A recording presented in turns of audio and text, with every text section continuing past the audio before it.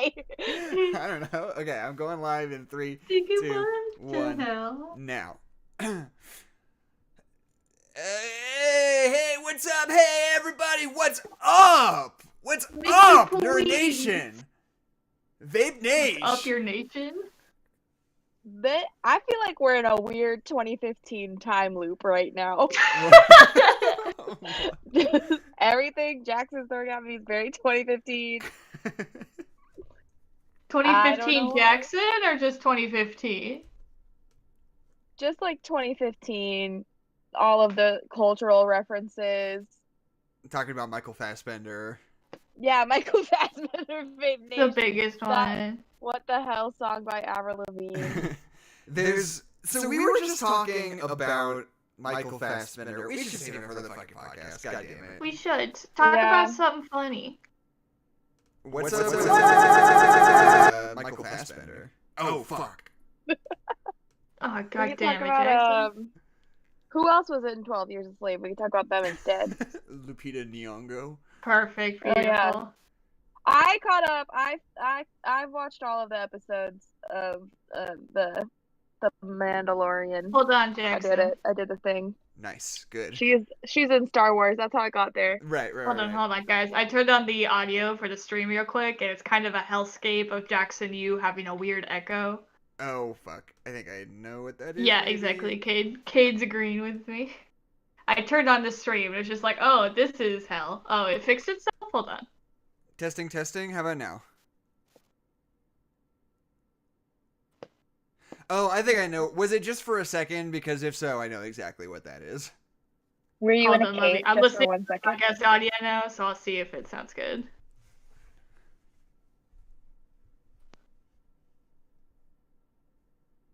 Because I was just trying to turn on the monitor for a second, just so I could like get a feel for how Yeah. how the mix was. It fixed itself. Yeah, it totally fixed It was just itself. because I turned on monitoring for you guys, which put it into an endless feedback loop, and then I turned it off. Not a big deal. God. Not a big deal, guys. It's fine. Everything's cool. NBD. And I've got the Mofos. shittiest quality mic, and every time I hear it, I'm just like, wow, Mike, I hate it. Michael Mandalorian. Fassbender? I keep trying to get Adeline to watch Mandalorian. I And, know, and I know I'll really like it. Yeah, I don't really like I'm it. so fucking bad at watching new content, and I Right. don't have a reason for That's why. fair. I just fucking No. suck at it. No, I feel ya. The amount of times I've watched and rewatched Parks and Rec and How I Met Your Mother is actually embarrassing. Yeah, instead of like watching something new that's like culturally relevant and I know that I Mhm. will like, I'm just like, but I have But I like don't people who wanna. love me and care about me and know my tastes who Yeah, recommend exactly, me things. exactly. I'm like, but dude, I could just Marvelous rewatch Mrs. Maisel is literally my favorite TV show, and I haven't seen season 3 yet, and I don't have an answer for you for why I haven't watched it yet. I can't do it. But you should watch The Mandalorian. Yeah, thing I about should. Mandalorian is that the first season we were all excited about it because Baby Yoda was great, but like other than that, it was just like pretty good. It was like, yeah, it's Star Wars and it's super fun that there's a lot of practical guys in costumes. You know, like Yeah. that was pretty much. Yeah, it's acted well, pacing's good. Yeah, the long and short of it was just like, yeah, it's Star Wars and it's pretty fun. But in the second season, they're fucking kicking it into high gear. Mm-hmm. Like They're like, gear? oh, are we gonna do this? No, we're not. We tricked you. Oh my god, just kidding. We are gonna do this. Yeah. And it's not, I'm not gonna spoil it. It's real very good. It's real specific. good. It's real good. Isn't Baby Yoda's name like Grogu or something? Yeah, Grogu. It's the best. Yeah, He's got a that- great little name. I keep misremembering it though. So I'm like Gore Gun Gore, Grogon. Rogi. If I'm eating rice like Garogi. this, like back here, is it bad? It's pretty bad. Okay. Can't hear it at all. Are you eating a candy bar? No, I'm eating rice. That's what I just said. Oh, I thought you were eating a candy bar. It sounded like a candy bar.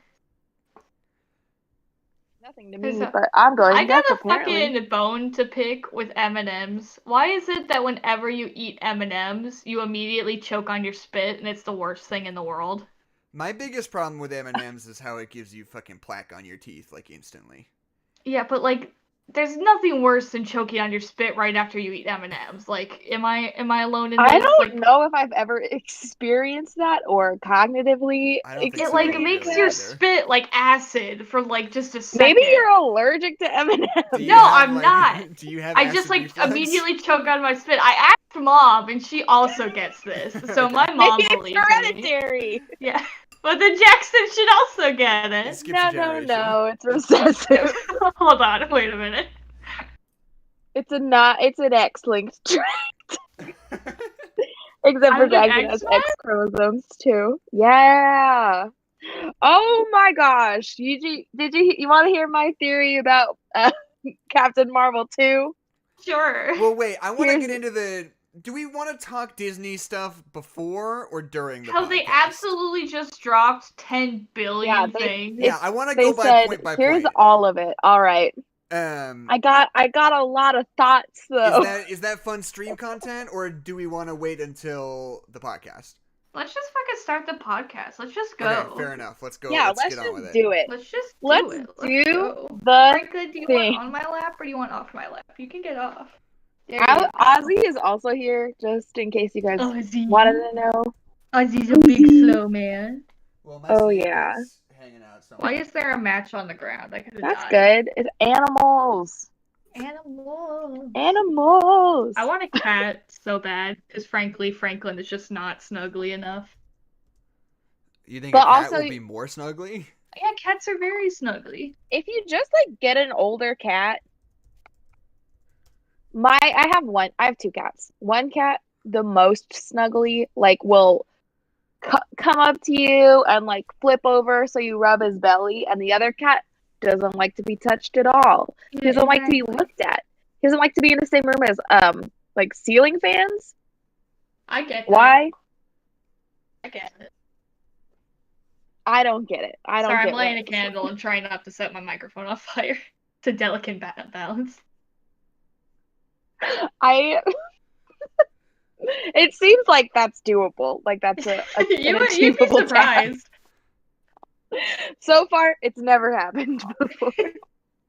Never lit a candle without lighting the rest of my house. Listen, sorry that you're so privileged, Keisha, that you've never lit a microphone on fire. One time I left 3 candles burning in my place of work overnight, and the custodial staff found them and then sent an email out to the whole staff saying that candles weren't allowed in the building anymore. Oh my god, you just ruined so many millennials' lives. I was Okay. like, oh god. Are we ready to begin? Yeah, let me get my audio recording device. And by that I mean audition.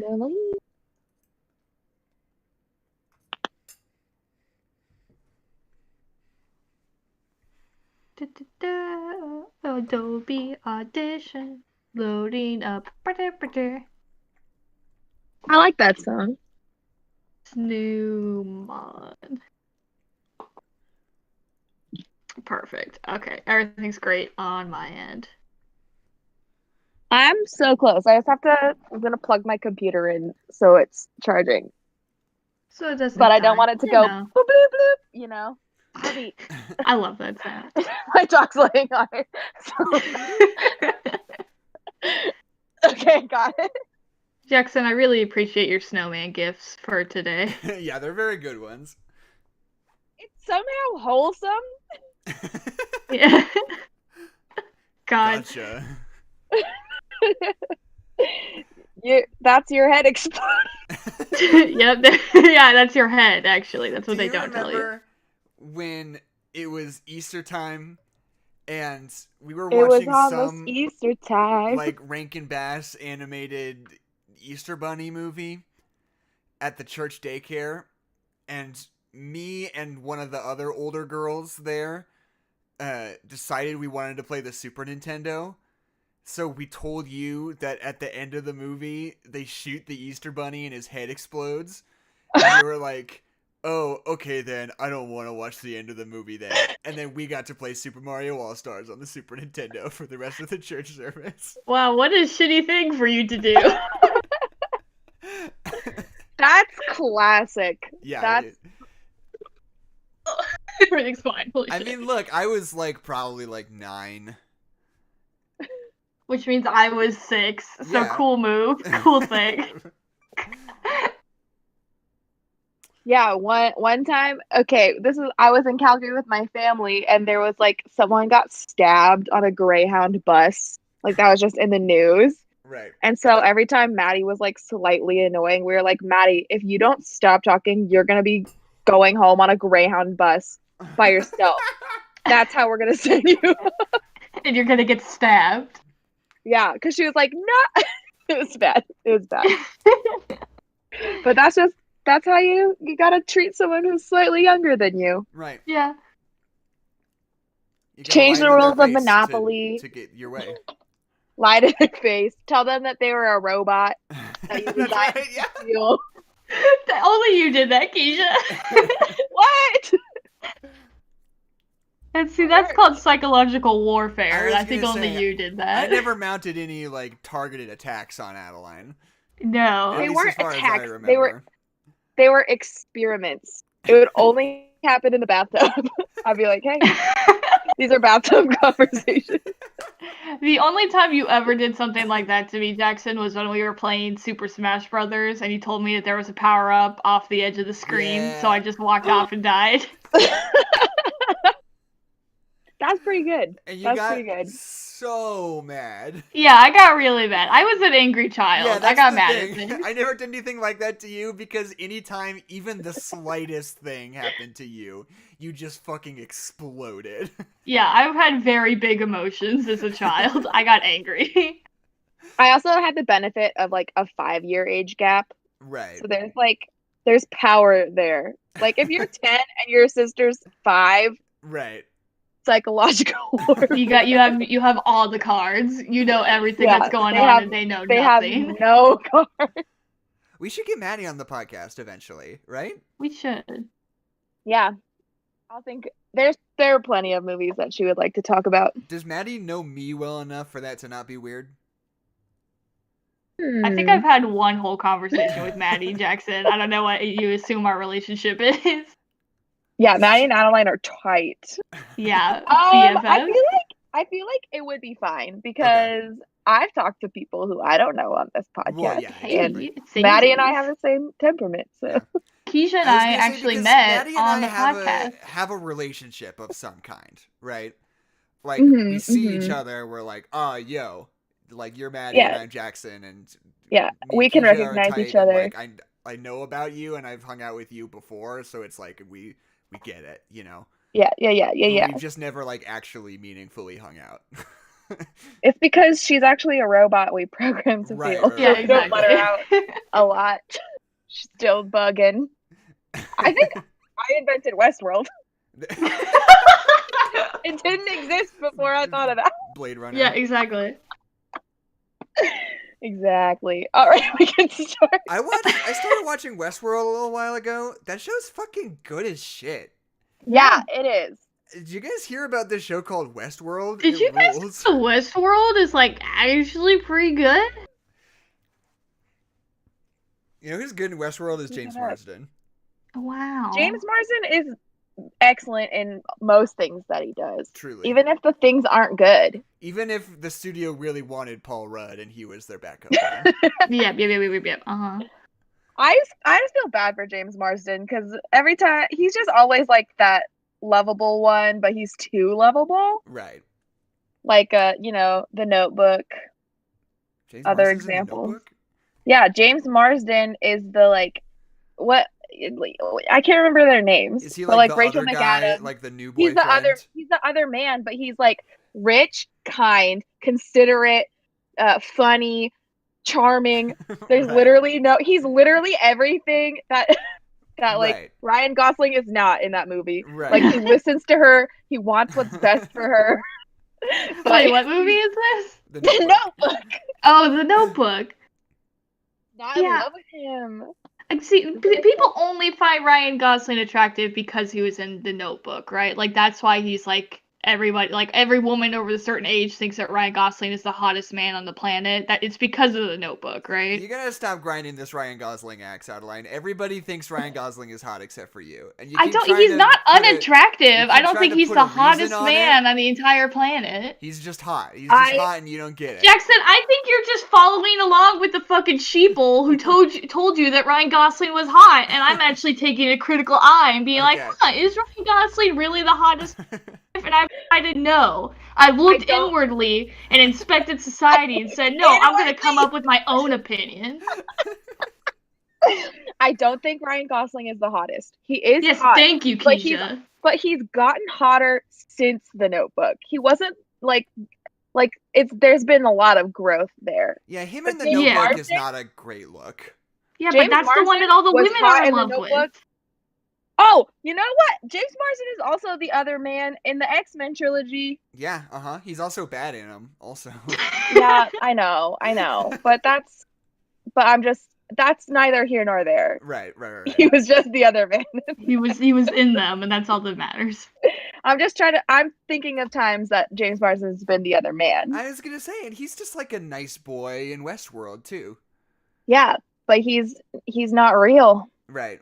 He's got a more powerful character arc than just being a nice boy. You know who's not in Westworld? Ryan Gosling. Yeah. That's true. And that's all I need to say, honestly. He was not yet. 2049 though. He was. That's true. He's also in Cyberpunk 2077. Incorrect. He's incorrect. Incorrect. Yeah, he was also a Mouseketeer, so. Yeah, fuck yeah. What else was Ryan Gosling not in? The Snowman. The Snowman. Okay, let's start the recording. Yeah, sure. Let's do her. Okay. Snowman. I called this Snowman. That's pretty good. That's Put pretty an good. umlaut in it because it's Norwegian.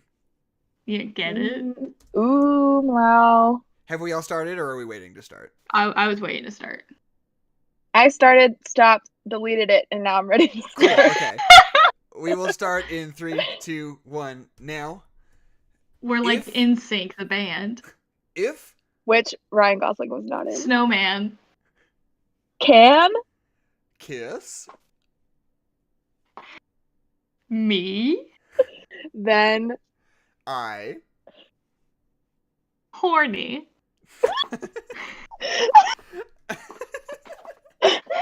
That's not a sentence. Was that enough? Does it need to be longer?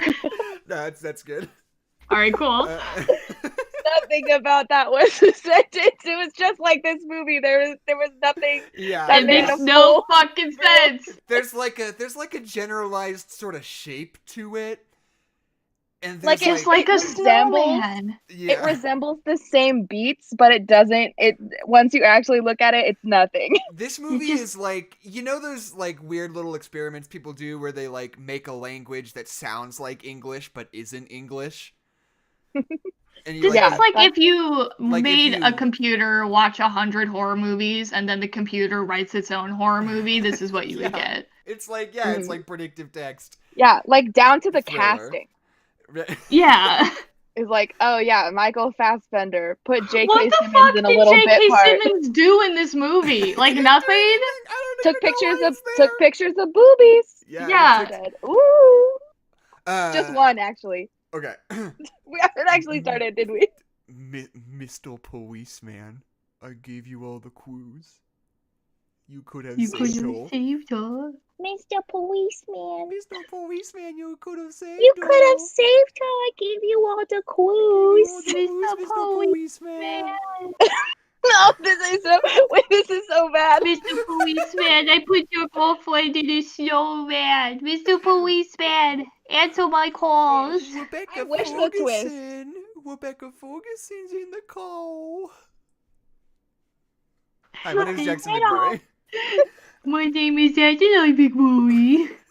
And my name is Keisha Rhodes. And this is No Nerds Allowed. Thank you. And there were no nerds allowed. No nerds allowed. We're using this baby voice for the rest of the podcast. The whole time. The whole time. Uh, Anyway. So, okay. I feel like the nature of the Snowman is such that we may struggle to fill an hour with Snowman talk. Yeah, okay, Jackson, I would like to start this podcast by either you explaining it to me or looking up a plot synopsis of The Snowman. Because I'll give you a plot synopsis. I sat down and I watched this movie. And sometimes, depending on the movie, I might, like, check my phone every once in a while. Like, if I've seen the movie before, I'll, like, drift in and out, but I'll be watching the movie. I sat down and paid attention and watched this whole fucking movie, and I got no fucking clue why anything happened, what happened. And it's fucking like, 2 hours long. Hold on, can we pause and not say anything for just a second? I've got a technical issue I need to resolve. Just be quiet.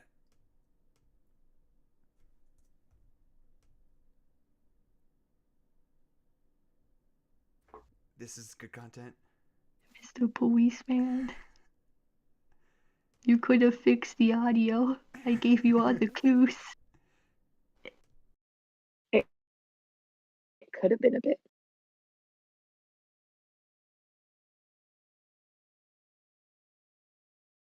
Okay. Mm-hmm.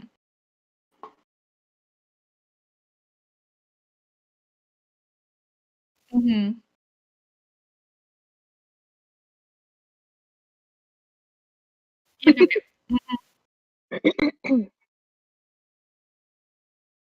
Oh.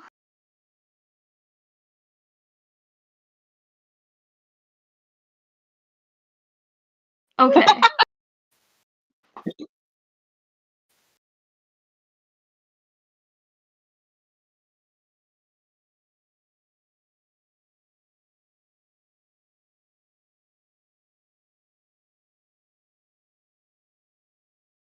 Yeah. I can't tell any of the characters apart. Yeah, they all look the same.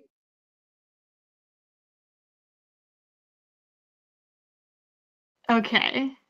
This might be our fan fiction of the Snowman, but this is what we think the Snowman was.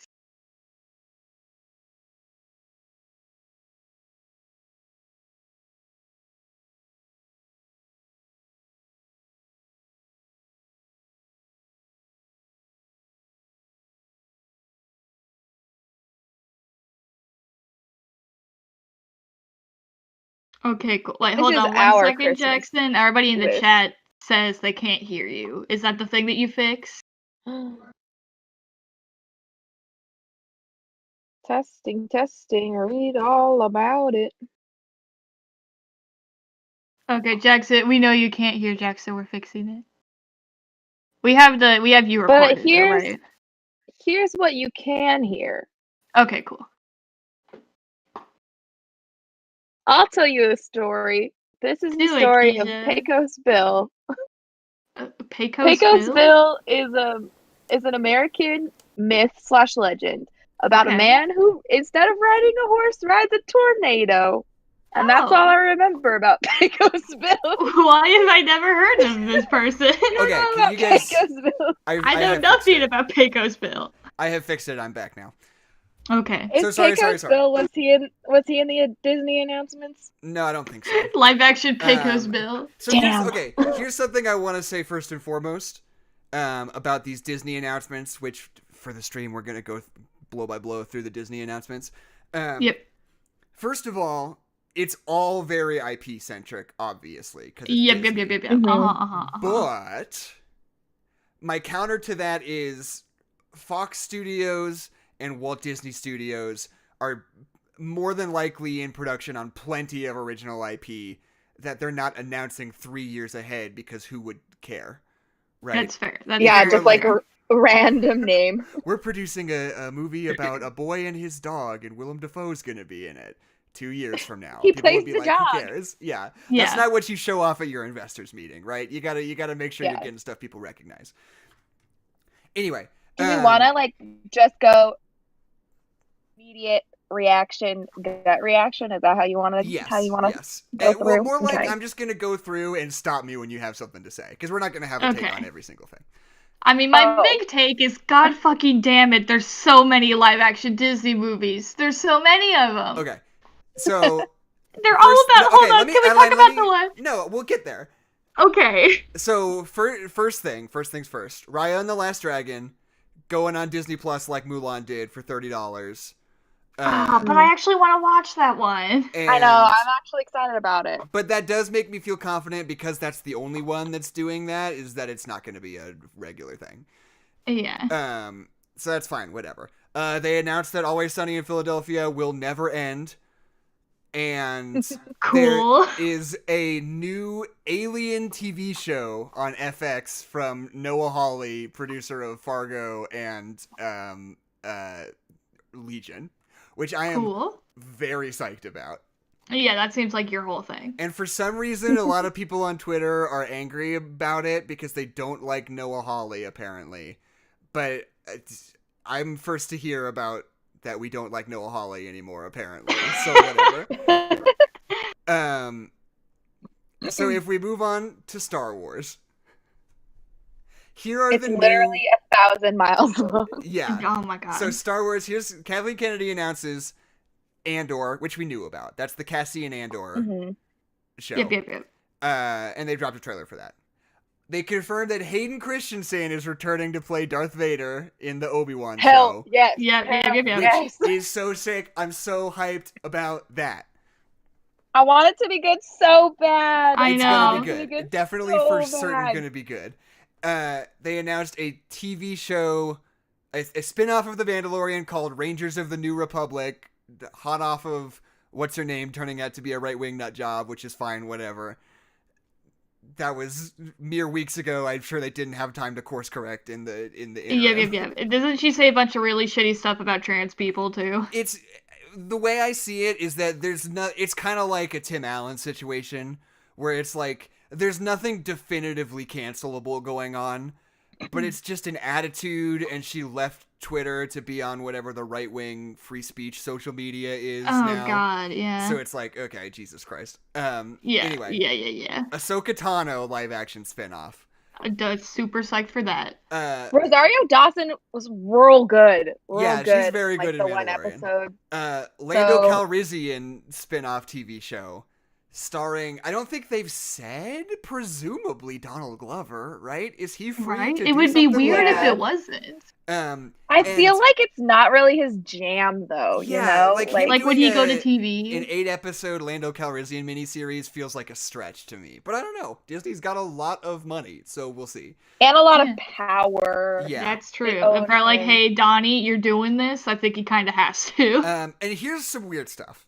The Acolyte is a series that takes place before Phantom Menace about the rise of the Sith in the Old Republic, which sounds way sick. That sounds pretty cool. Yeah, that's the lore I want to know. That is like exactly what I've been saying a Star Wars TV show should be this whole time, and I'm really glad it's happening. That someone's finally listening to you. New animated TV show about the Bad Batch, who were like a group of clone troopers in the Clone Wars show, which I have little to no interest in because I thought that whole thing was boring, to be frank. But whatever, some people are very excited about it. We're gonna shit all over their parade. Who are the some people?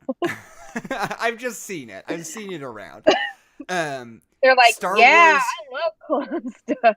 A TV show called Star Wars Visions, which, if I am understanding correctly, is going to be a collection of short films from just like myriad different directors and writers and stuff. Yeah, that sounds. Yeah, I think it's supposed to be like different cultural takes on Star Wars. Yeah. Is it like Marvel? Ooh. Is it like Marvel What If? It's like that kind of thing. Maybe. It seems like a collection of short films. And then also a droid story, which I think is also a collection of short films about C-3PO and R2-D2. Fuck yeah, dude. Yeah, sure, fine. Okay, here's what I just say really quickly, that I feel like a droid story would be much better if it was a marriage story, but C-3PO R2-D2. Every morning I would wake up and I would hope that you were dead, R2-D2. He has to know that I fought for him. Who's the kid? I don't know. No, it's BB-8. Anakin Skywalker. Yeah, no, it's BB-8. As a child, it could be BB-8. every morning I wake up and I hope that you get an illness. If I could ensure that's a fucking bad C-3PO impression. Neither of us can do it. C-3PO like screaming his head off, and then R2-D2's just like bleep, bleep, bleep, bleep, bleep, bleep. And he's like, I can't believe you'd say that. And then the big bombshell. I mean, Taika Waititi's doing some kind of Star Wars. We knew that already. But Patty Jenkins is directing the next Star Wars movie that's going to come out. It's going to be called Rogue Squadron, about starfighter pilots. Sounds sick as hell. And I'm excited about it. And then, okay, cool. So that's Star Wars. Then we get to Marvel, which includes, trailers for stuff we already knew: Loki, Falcon Winter Soldier, WandaVision, all that good stuff. What if? And they announced 5 new series. Yeah, they did. Which, on top of the fucking 9 that are already in development. And the way that Marvel is just screaming ahead right now makes me think that probably 40% of these things are not going to come to pass. That's just my knee-jerk reaction. But I don't know. We'll see. Disney seems to really have a handle on what they're doing. So I don't know. We'll see. Anyway, new TV series including Secret Invasion, which is going to star Samuel L. Jackson as Nick Fury at age fucking 72, which is insane. Armor Wars, which is based on a comic book. Same thing for Secret Invasion. But that's going to be starring Don Cheadle as Rhodey. It's going to be his own show. Well, that's cool. Ironheart, about the young black girl Iron Man, is getting her own show. Yay! I like Ironheart. And then a series of live action shorts called I Am Groot, about Groot. And then cool. Everyone asked for that. And needs then that. a James Gunn directed Guardians of the Galaxy holiday special. Fuck yes. That's going to be filmed at the same time as Guardians 3. Fuck yes. Yeah, which won't come out for 2 more years. Yeah, it's so far away. It's so cool, but it's so far away, which makes me think I don't know how much of this is actually going to happen. Is that how the Star Wars Christmas special came out? They were like, I know you all love Star Wars. In 2 years, there will be a Christmas special. Well, because it came out between the first one and the second one. Because the first one was such an explosion that they were like, we got to get more Star Wars into people instantly, or else they're not going to care by the time the sequel comes out. So they put together this thing as quick as fucking possible. And it was just a disaster. Anyway, we're going to do a Star Wars holiday special episode eventually, and we can't get into it now. So, and the thing about Marvel that is driving me insane in a good way is that they are making everything so tightly knit together now. And as much as the Marvel Cinematic Universe previously was, a little bit loosey-goosey, because it kind of has to be. They're figuring stuff out. It's still unprecedented, obviously, that there's that much continuity between fucking, 22 movies. But if it were, I don't know, a TV show, maybe, you'd be like, it's got a weird relationship with continuity. But, now, everything they announce, they're like, this is going to introduce this character, which is going to show up in this TV show and this movie. And this movie is going to, all these characters are going to show up in so many different things. And it's all this fucking well-oiled machine that is just insane. So they say, looking at this Polygon article, Captain Marvel 2 will feature Miss Marvel, Kamala Khan, who will be introduced in the Miss Marvel TV show. And Monica Rambeau, who is going to be introduced in WandaVision, is going to be in Captain Marvel 2. Catherine Newton is going to be in a new movie they just announced, Ant-Man and the Wasp 3, Ant-Man and the Wasp: Quantumania, where she's going to play... Wait, hold on. Is there a second Ant-Man and the Wasp? Well, there's Ant-Man, Ant-Man and the Wasp. I don't know. They didn't call it. It's Ant-Man 3. Okay, Ant-Man and the Wasp 2. It's just called Ant-Man and the Wasp: Quantumania. Okay. It's the third movie about Ant-Man. Yeah, but the Amanda Waller. Yeah, okay. Yeah. Okay, And got it. they confirmed that fucking Tim Roth, who played Abomination in The Incredible Hulk, is gonna be in the She-Hulk TV show. Yeah. Which is so crazy. That's the craziest Sorry, thing Edward ever. Norton. And then the last thing, which is exciting to very few people on this podcast, is just to me, they announced that Christian Bale is going to be playing Gore, the God Butcher, in Thor: Love and Thunder, which is a fucking bombshell for me because it's like based on one of my favorite comic books that Jason Aaron wrote a few years ago about this like weird pale monster who just like has this vendetta against the very concept of gods and just like slaughters them like throughout the universe. Super sick. Anyway, anti-theist. And so yeah, and they're like, you could have said Doctor atheist. Strange, like, No, anti-theist. He believes in gods, but he's against them. Yeah, exactly. And they're like, WandaVision is going to tie into Doctor Strange 2 and Spider-Man 3, which is going to have all the fucking multiverse stuff in it, which is insane. Dude. They said that Doctor Strange 2 is going to introduce America Chavez, who is going to be in Captain Marvel 2 as well. Mark Ruffalo is going to be in She-Hulk, and who's playing She-Hulk? Tatiana Mansley. It's not like somebody you recognize. She's like kind of unknown. Gotcha. And then, which is awesome. And then basically, and Kevin Feige said a weird thing that made it sound like Daredevil was definitely going to show up in She-Hulk. So, Ooh. Wow, this is Christmas for Jackson. Yeah, exactly. Merry Christmas, so Jackson. Weird. Okay, and so I don't want to spend like 20 minutes on this, but moving on to just like regular Disney, new TV Wait, can shows. I just say something really quick? That it's hilarious that there's more like continuity in 1,000 Marvel movies and TV shows than there is in one standalone movie called The Snowman starring Michael Fassbender. Yeah, exactly. I thought you were gonna dunk on DC real quick. No, I was going to. It still makes me sad, so we don't need to talk about DC. So Disney, they're gonna make new TV shows for Big Hero 6, Zootopia, and Princess and the Frog, and Moana. I'm excited for those. I don't know what they're gonna be. Yeah, but I'm excited about them. There's a weird thing where I'm like, oh my god, this is so weird. Like, this is unprecedented. Like, why are they doing all this stuff on TV? It's so weird. Yeah. But then you remember, like, oh yeah, they did make long animated series of most Disney animated movies on the Disney Channel for decades before this. So like there was the Aladdin TV show, the Ariel TV the show. Little Mermaid one. Yeah. Right. Like Lilo and Stitch. Yeah, exactly. I'm so excited to see those things, but like with a budget though. That's the crazy part. That's what I'm looking forward to. And then the craziest thing. So here's like the weirdest bombshell, at least to me. Pixar, they are going to, and they also announced like a new like regular Disney animation movie that's going to take place in Colombia, and they haven't said much about it. But isn't it like superhero-y?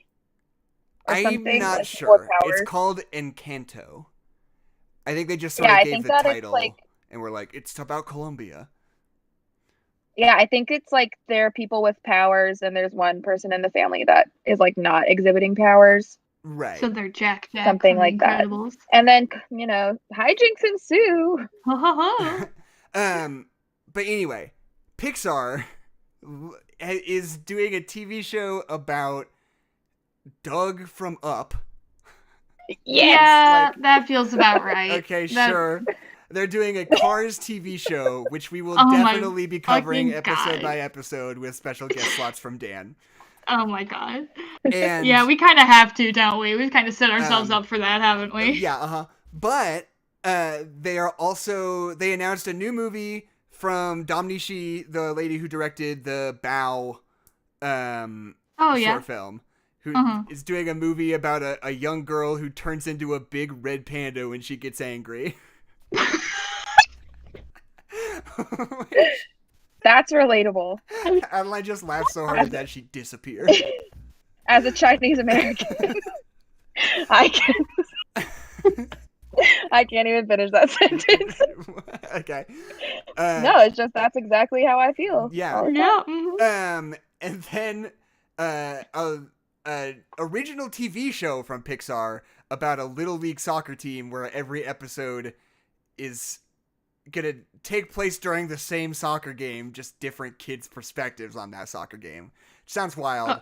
Excited to see that. Wait, so they're gonna force me to watch a little league game of soccer maybe 15 times? Probably like 6 times.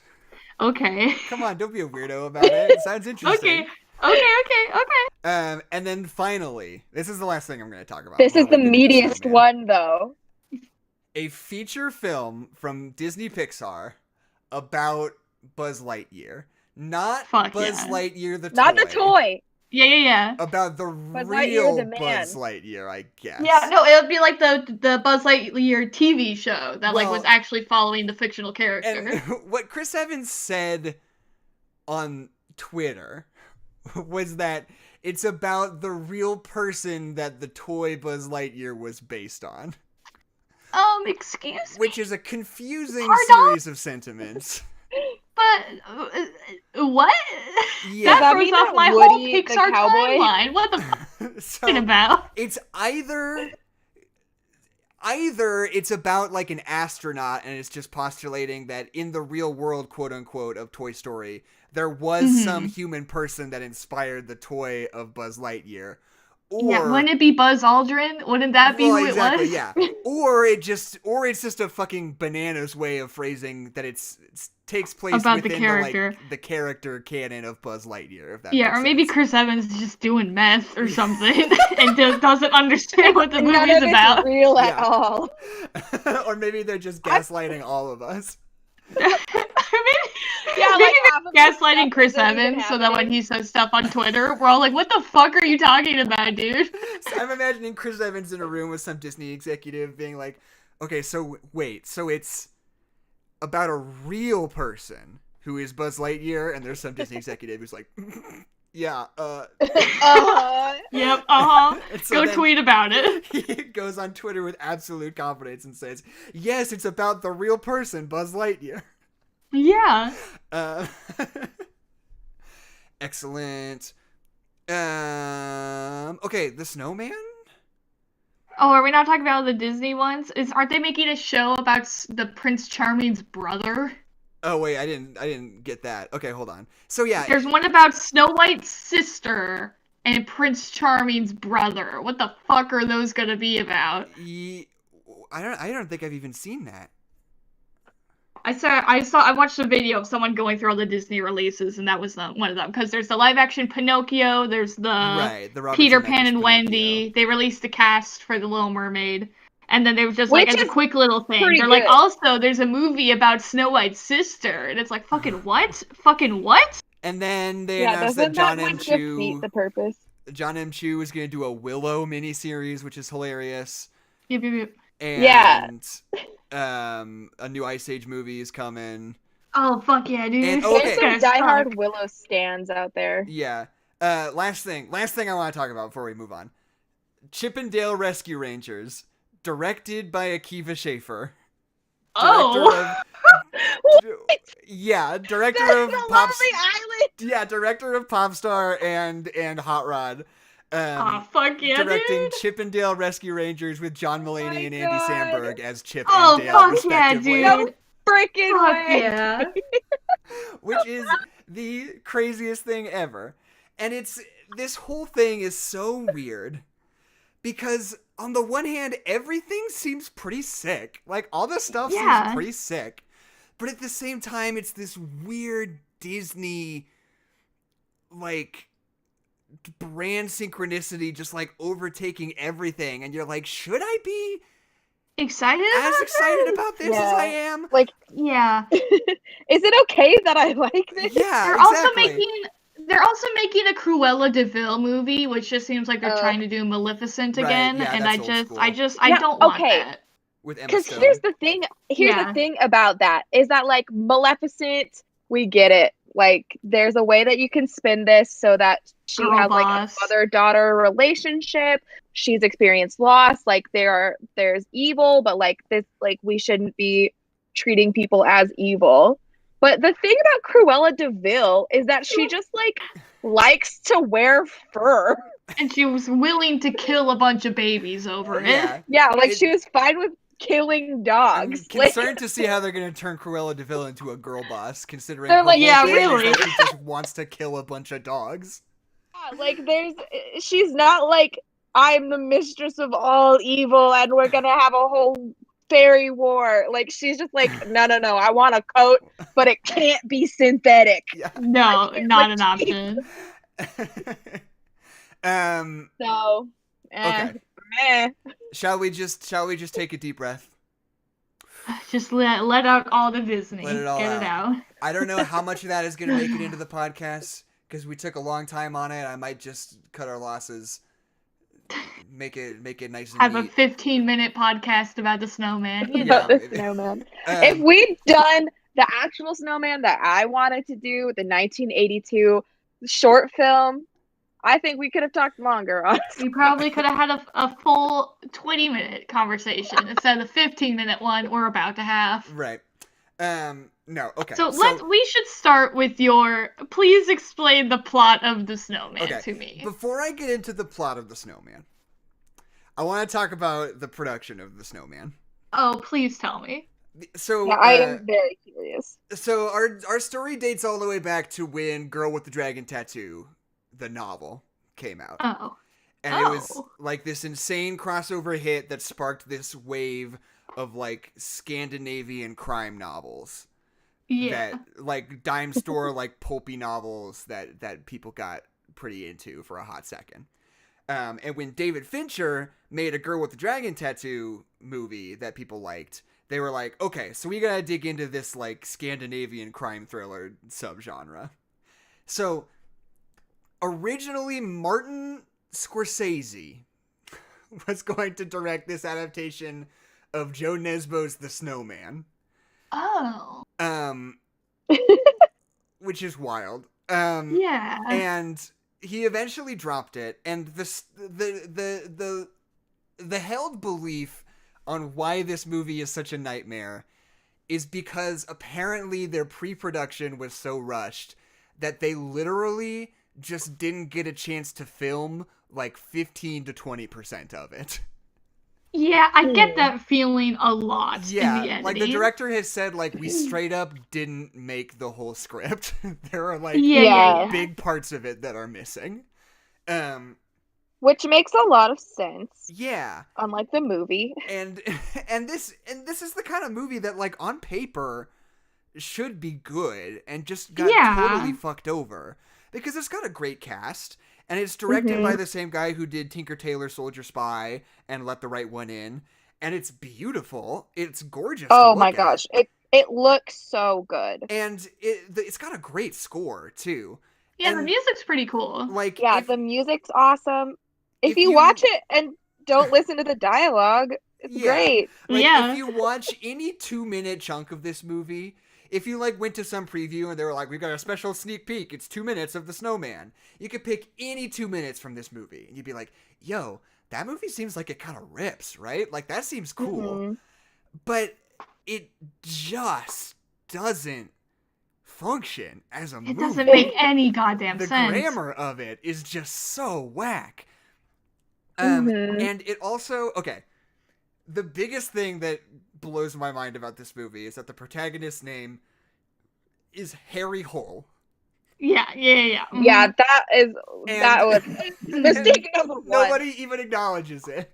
Yeah, no, it's not. Don't worry about it. It's a totally normal name. Everybody has that name. My name's actually Harry Hole too. Everybody's got that name. So that's a very Norwegian name. I did some hard research into why that is. And I found a satisfying answer, actually. So this is much in the style of like Agatha Christie doing like a bunch of Hercule Poirot or Miss Marple mysteries.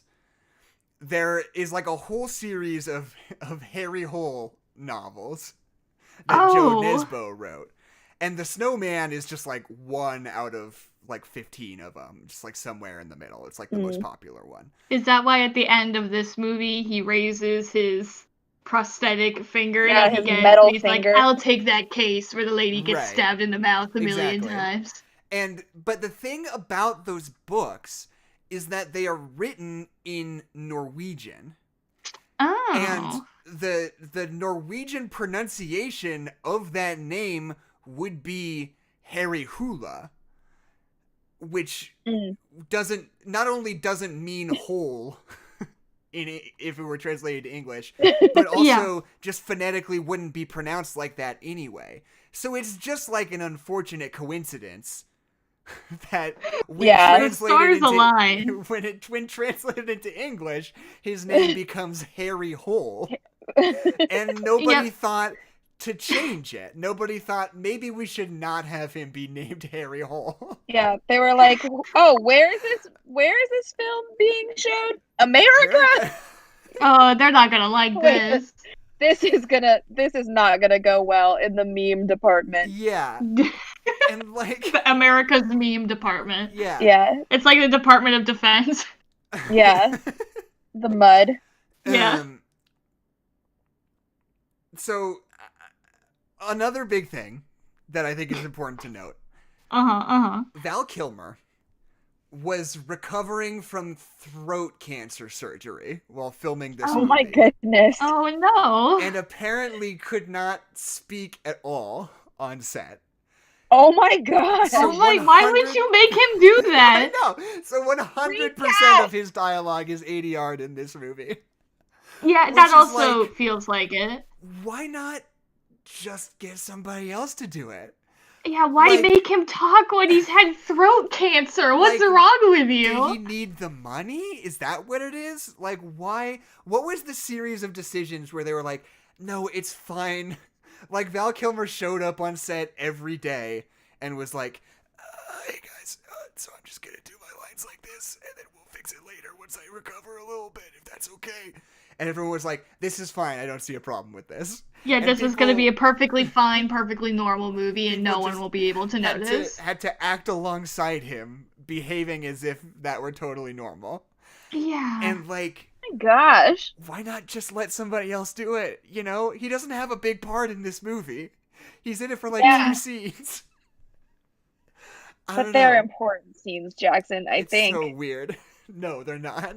Okay. Yes, none of the scenes in this movie are important scenes. I want to clarify that right now. Important. They're all equally important. For everybody listening who has not seen The Snowman, I'm going to give you a play-by-play of everything that happens. The beautiful story. Okay. Part 1, flashback. There's a kid with an abusive history tutor who beats his mom. And he finds out that the abusive history tutor is actually his dad, secretly. And then... because he has another family. Oh, right. I thought he was the uncle. They call him the Adeline. uncle. But it's all it's all his a biological ruse. father. Okay. And so then something bad happens. I don't remember.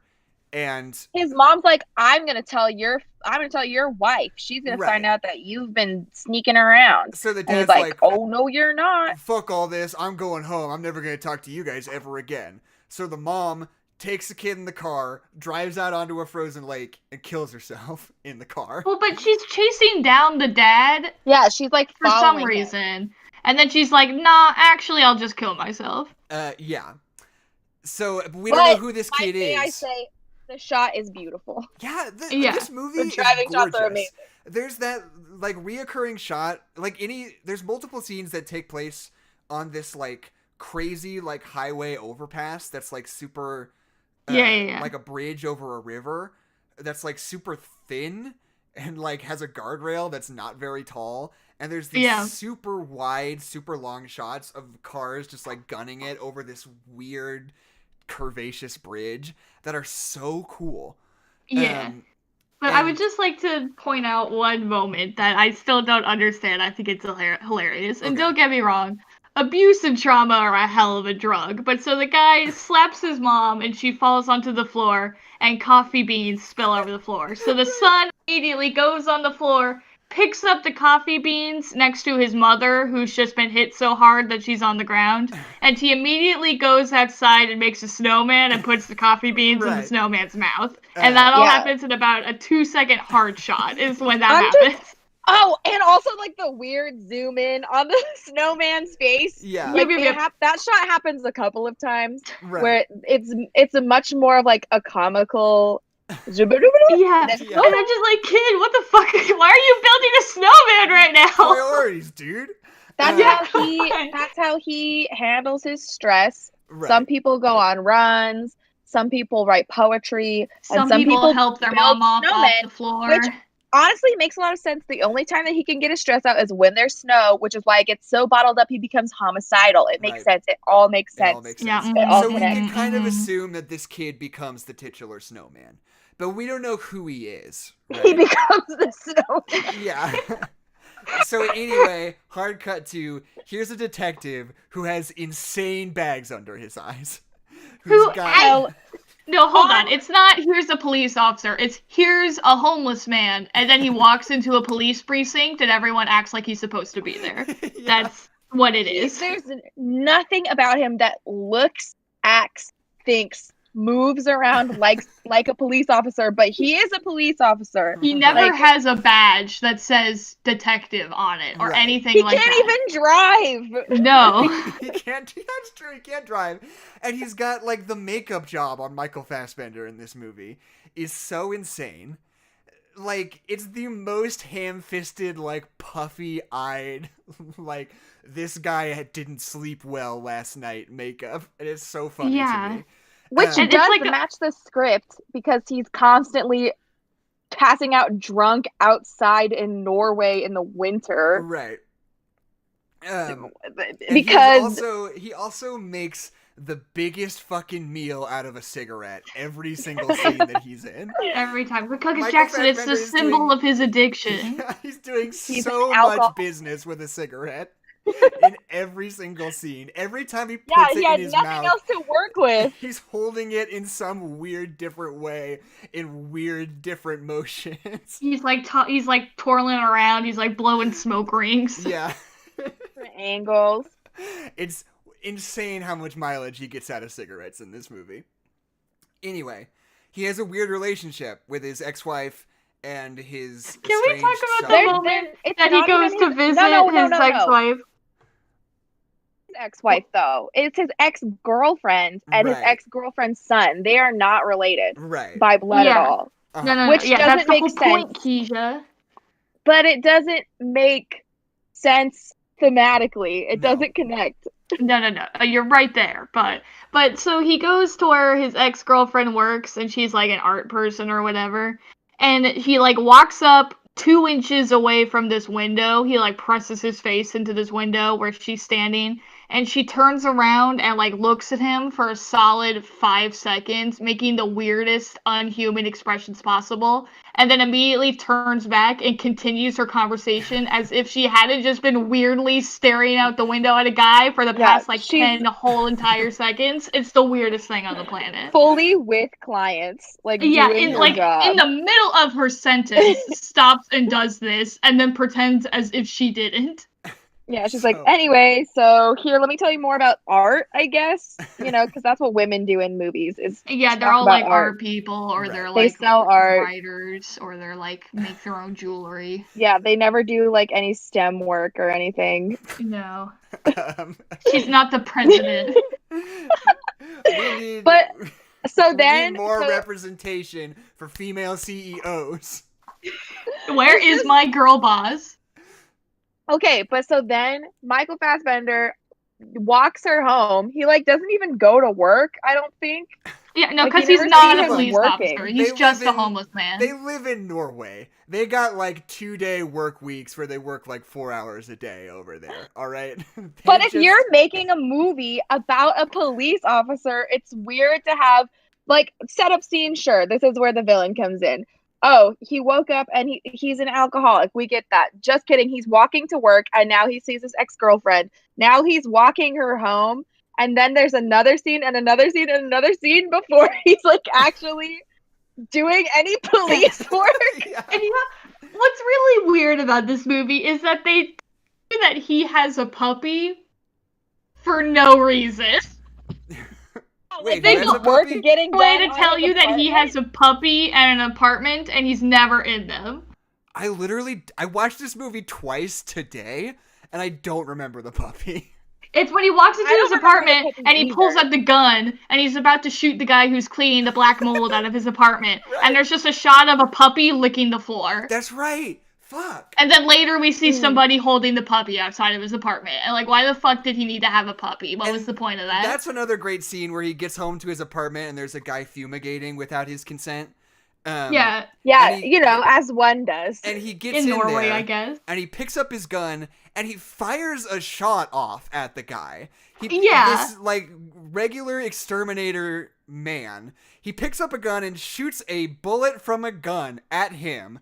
As then a they police have- officer. And then they have a conversation like normal, rational adults after that. Yeah. Also, the whole time that they're having this conversation, there's a wall behind him that's literally just 100% made out of black mold. Right. It's Yeah, because I his genuinely wife is believe in that this entire disarray. movie is just a hallucination of this homeless drunkard man whose house is infested with black mold, and that none of this actually happened. Right.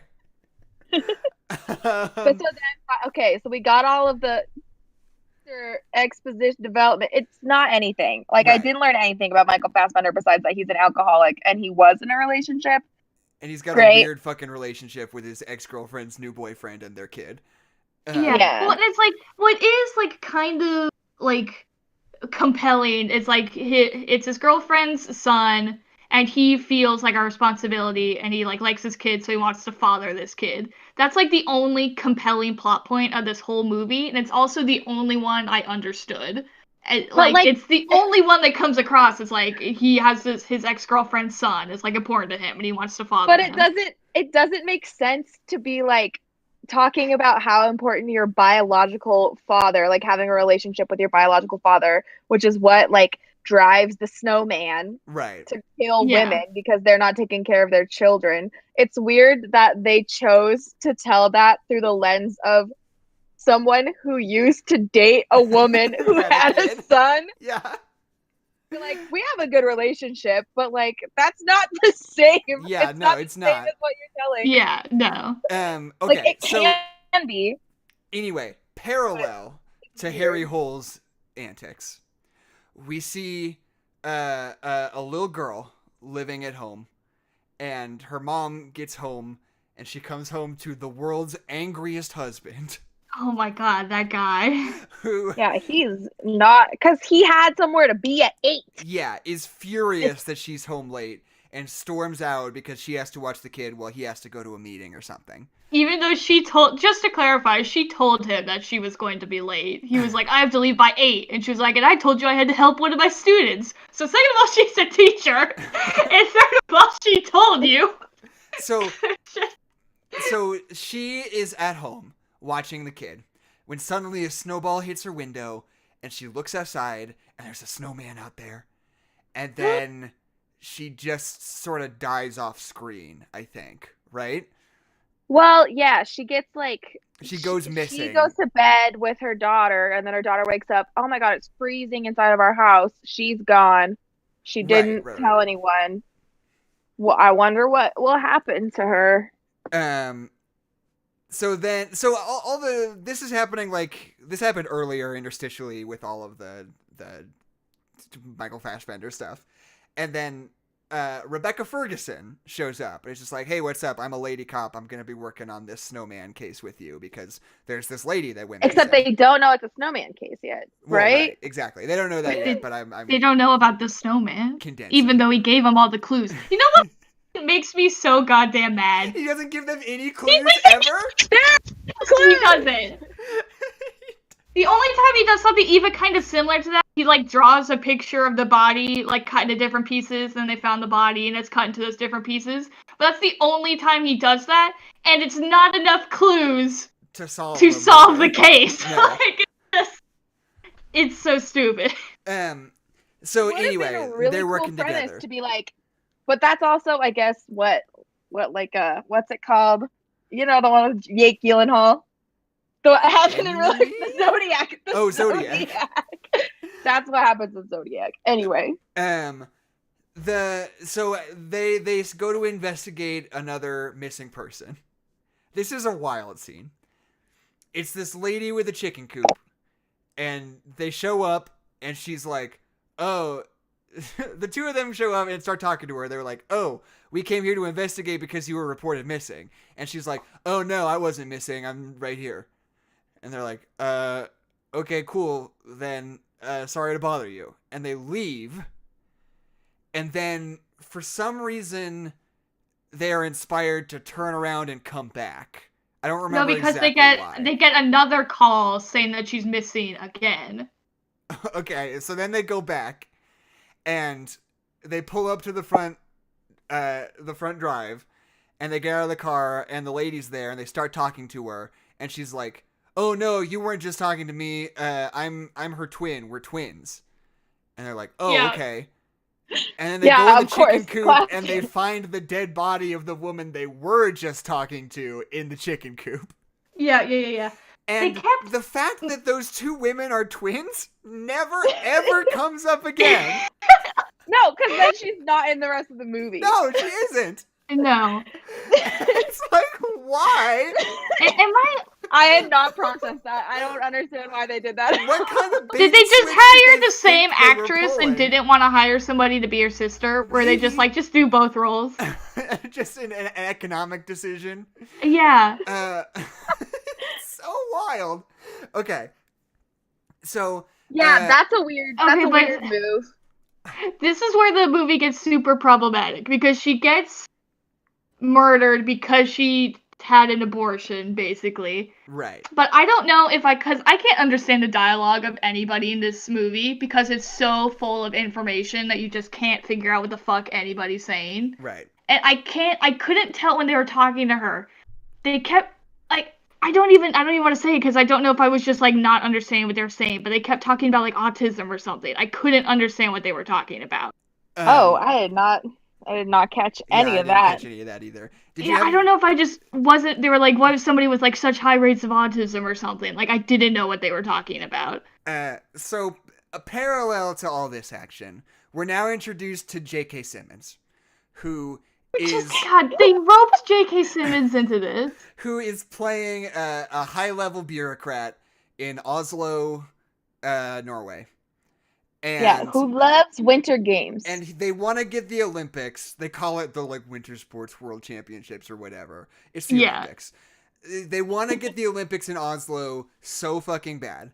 And so he's running all these big fundraisers and awareness campaigns in order to get the Olympic Winter Games to come to Oslo. And that's his whole arc in the movie. And it never interlaces with anything else ever. Yeah, don't get me wrong, he does a bunch of creepy ass things. It has nothing to do with what we're doing. Right. Wait. But I thought it was there was proof that J.K. Simmons had a relationship with the detective who died. And he looked suspicious, he could have been the Snowman killer guy. Right. So you're saying maybe he was just a red herring? So there's girl. I think he was supposed to be a red herring. So there's the girl who lives with the surgeon guy, who's also friends with J.K. Simmons. But she has a short black haircut, so I kept getting her confused with the girlfriend. But I also don't know what the fuck she was doing in the whole movie, except getting her boobs to take a picture of. I honestly forgot that. Yeah, why was she in the movie? What happens? She's in when they go to talk to the doctor because they think that the doctor might be the Snowman because he had patients that were women. That makes sense.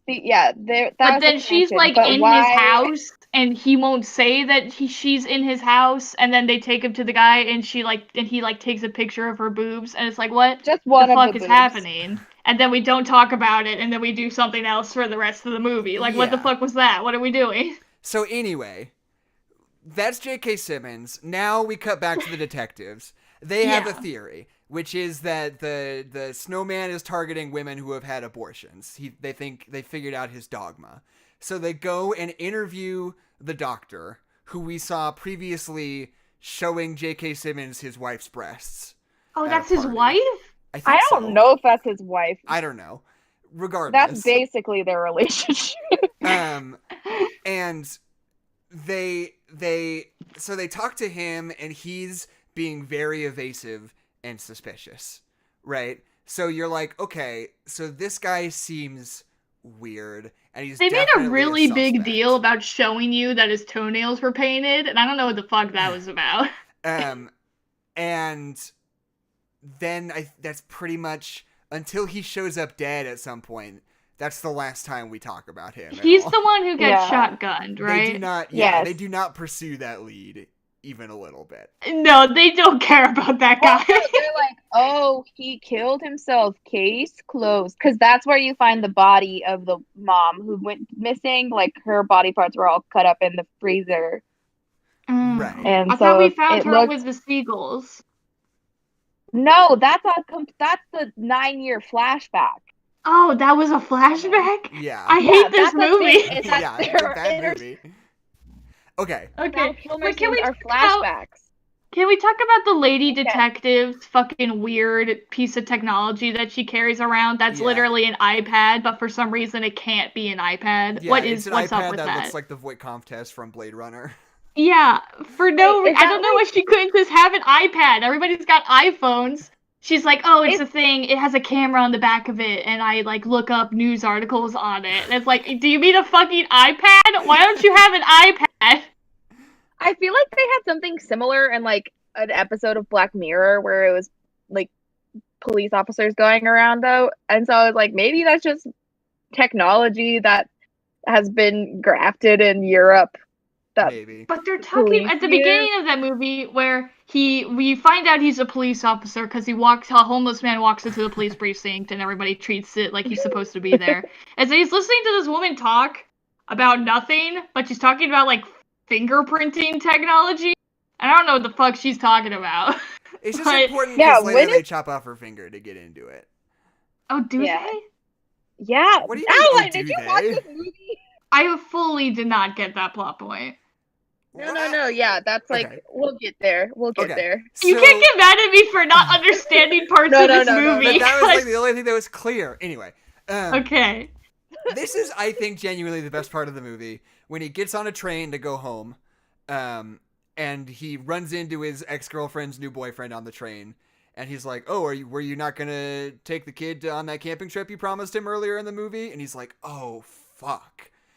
I forgot to do that, and now I can't. So then the boyfriend calls the mom and is like, hey, it's totally my fault. Harry Hole called me a bunch of times to tell you guys that that he couldn't come, and it's totally my fault that he's not there and you were expecting him. Super my bad. And, like, seeing Michael Fassbender, like, react to that, like, not only does he feel like a fucking idiot and a jerk for forgetting his kid's thing, but, like, also just the sort of weird humiliation of, like, having the new boyfriend be so cool about it. Yeah. Is, like, there is, like, a genuine, like, emotional core to that scene that made me feel something that I have not felt the entire rest of the movie. Yeah. Like, that functions as a dramatic unit, and I was like, oh, fuck, that kind of ruled. Yeah. Yeah, it was even a functional scene. Because, like, when the mom kills herself, it should be a very emotional scene where she drives the car into the lake and just lets it sink while her son's banging on the door. You think you would feel even a single emotion during that scene, but you don't. She just kind of looks at him and then the car goes underwater. So that's kind of just the whole thing that happened. Well, it's because it happens so quickly, and also fast. We have no context for why that would even happen. Like, it literally doesn't make sense. But in this scene, between shots are so fast in that opening. Like, it's literally, look at this, look at this, look at this, look at this. She's underwater. Look at this. Like, the cuts are so fast.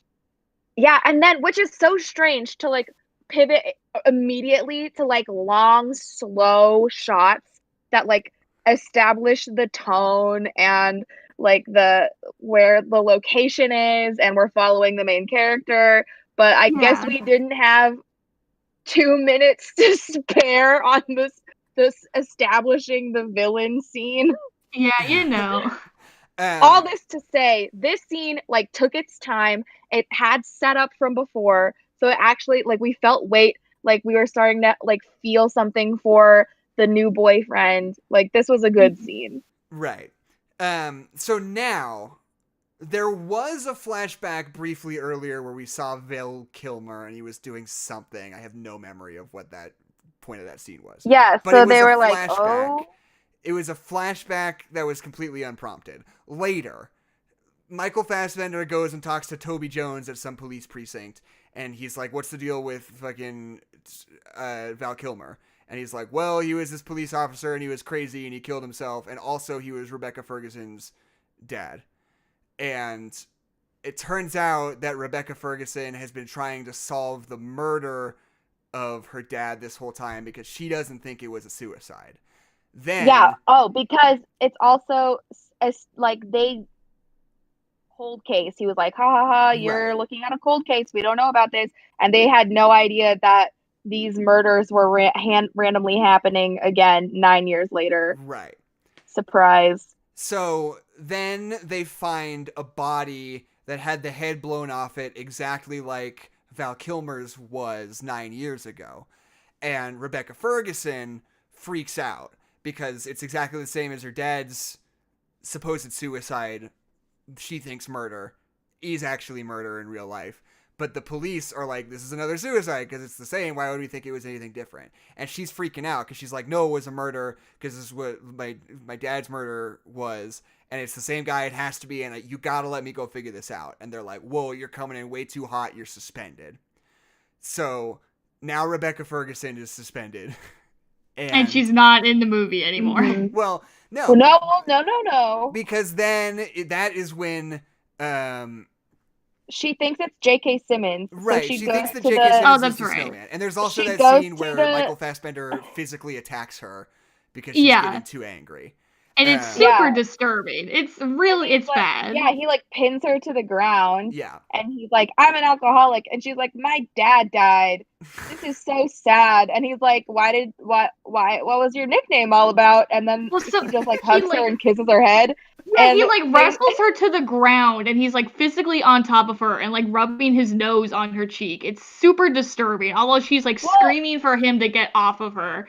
And then he finally does get off of her and they have a conversation like a normal people. But then he just like walks over and hugs her and like kisses her on the head. Like it's so disturbing. It's the worst thing in the world. Confusing too, because earlier in the movie, she's like, or he says, I can't remember, one of them, they're like, we can't fall in love because we're work associates. And I was like, oh my God, now they're going to fall in love because I'd already forgotten about the ex-girlfriend. And then like the next scene was like them going to watch the boy play hockey. Right. And he like is nuzzling with her right before her yeah, that was so current boyfriend shows up. And so by then I had already forgotten about that setup of maybe their coworkers have romantic relations. Right. So the whole scene had this weird what are your relationships like?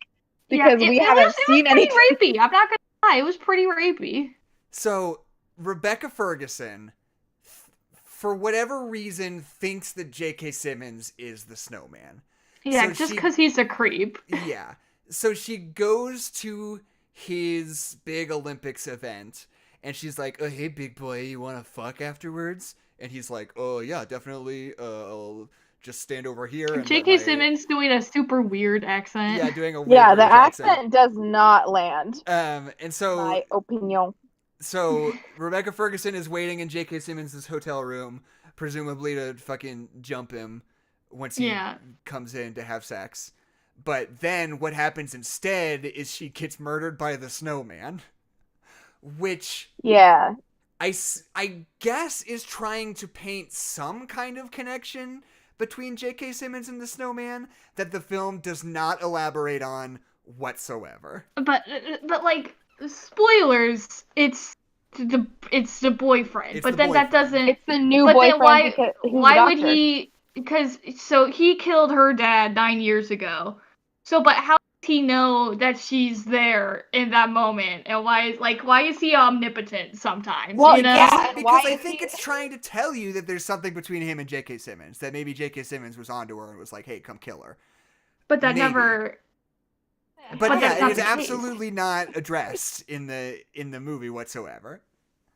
And is J.K. Simmons in the movie after that? I don't think he is. No. Not really. No. So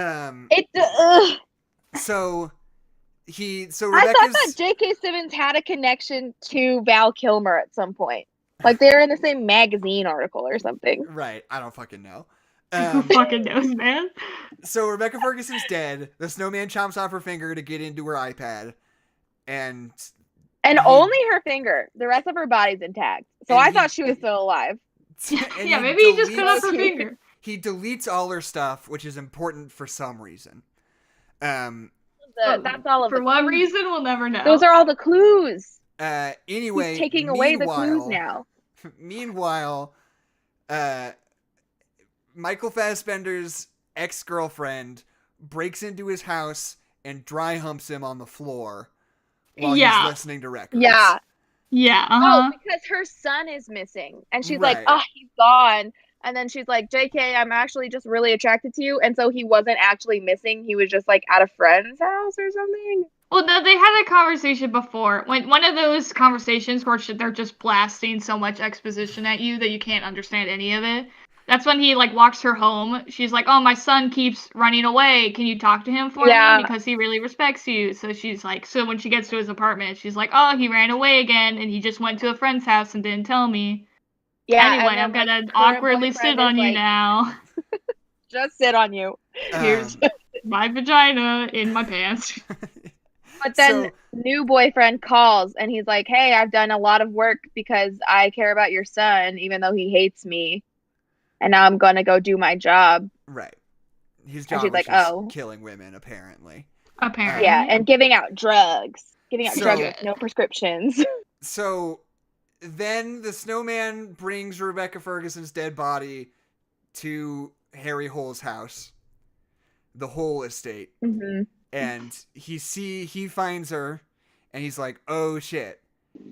And somehow figures out that it's the boyfriend from that. And because he works at the same place as the guy who got shotgunned, the doctor. Okay. Like this plastic surgeon. Sure. / actually he works at an abortion clinic. But why is he was like surgeon? a surgeon who also did abortions. I don't know. So he had the same access to the information, but he didn't work directly. He didn't like treat them as patients. He just worked with them. Right. Yeah. And then Harry Hole is like, "Oh my God, why didn't I see it all along?" And because the boyfriend's why the like, fuck would you? He was like, "Why are you going after her? She's a good mom." Because he's like actually killing people he thinks are bad moms because he thought he had a bad mom. Not the movie starring Mila Kunis, but a mom who would kill herself in a lake. Right. Yeah. And he was like, "I was going after you the whole time." Yeah. So my favorite part is when he goes. Set piece. Hold on. I love it when he goes to the boyfriend's house after he's figured out that he's the killer. And, you know, the stupid letters that he's been getting of Mr. Police, you could have saved her. The boyfriend's been writing those, first of all, which is just hilarious. Second of all, he just finds the letters and the blue envelopes and the pen very neatly on his counter. That, like, if he had ever gone to this dude's house during this whole process, he would have just been like, "Oh, you fucking did it, bro." Like, you know? Right. So the big set piece... The boyfriend who is the snowman kidnaps the mom and the kid and takes him out on the lake, on the frozen lake, and to the house. Back to the old house. Back to the old house from the beginning, because he was the kid kid at the beginning, where it happened. turns out. And so Harry Hole chases him out, and they have a really tense exchange where he's got like a pipe cutter gun. It's like it's like this gun that has like a wire coming out from it that spins really fast and like chops stuff up. So I don't know what that kind of tool is used for. But he's been using it to make decapitate people. Yes. Yeah. So he's got the mom in with the thing Which around is her pretty neck, cool. which It's is pretty pretty dope. cool. It's pretty cool. Using some kind of weird pipe cutting machine to kill people. It's But so fun. here's the thing though. So he walks into the dining room and he's got the kid tied up and the mom tied up, and he's got the wire cutter thing around her neck, and the other guy has a gun pointed at him, and he's like, "Sit down, or I'm gonna cut her head off." But here's the thing. It's not I have a gun to her head and you also have a gun. Because the thing with that is that if you shoot me, I have enough time to shoot the gun and kill the other person instantly.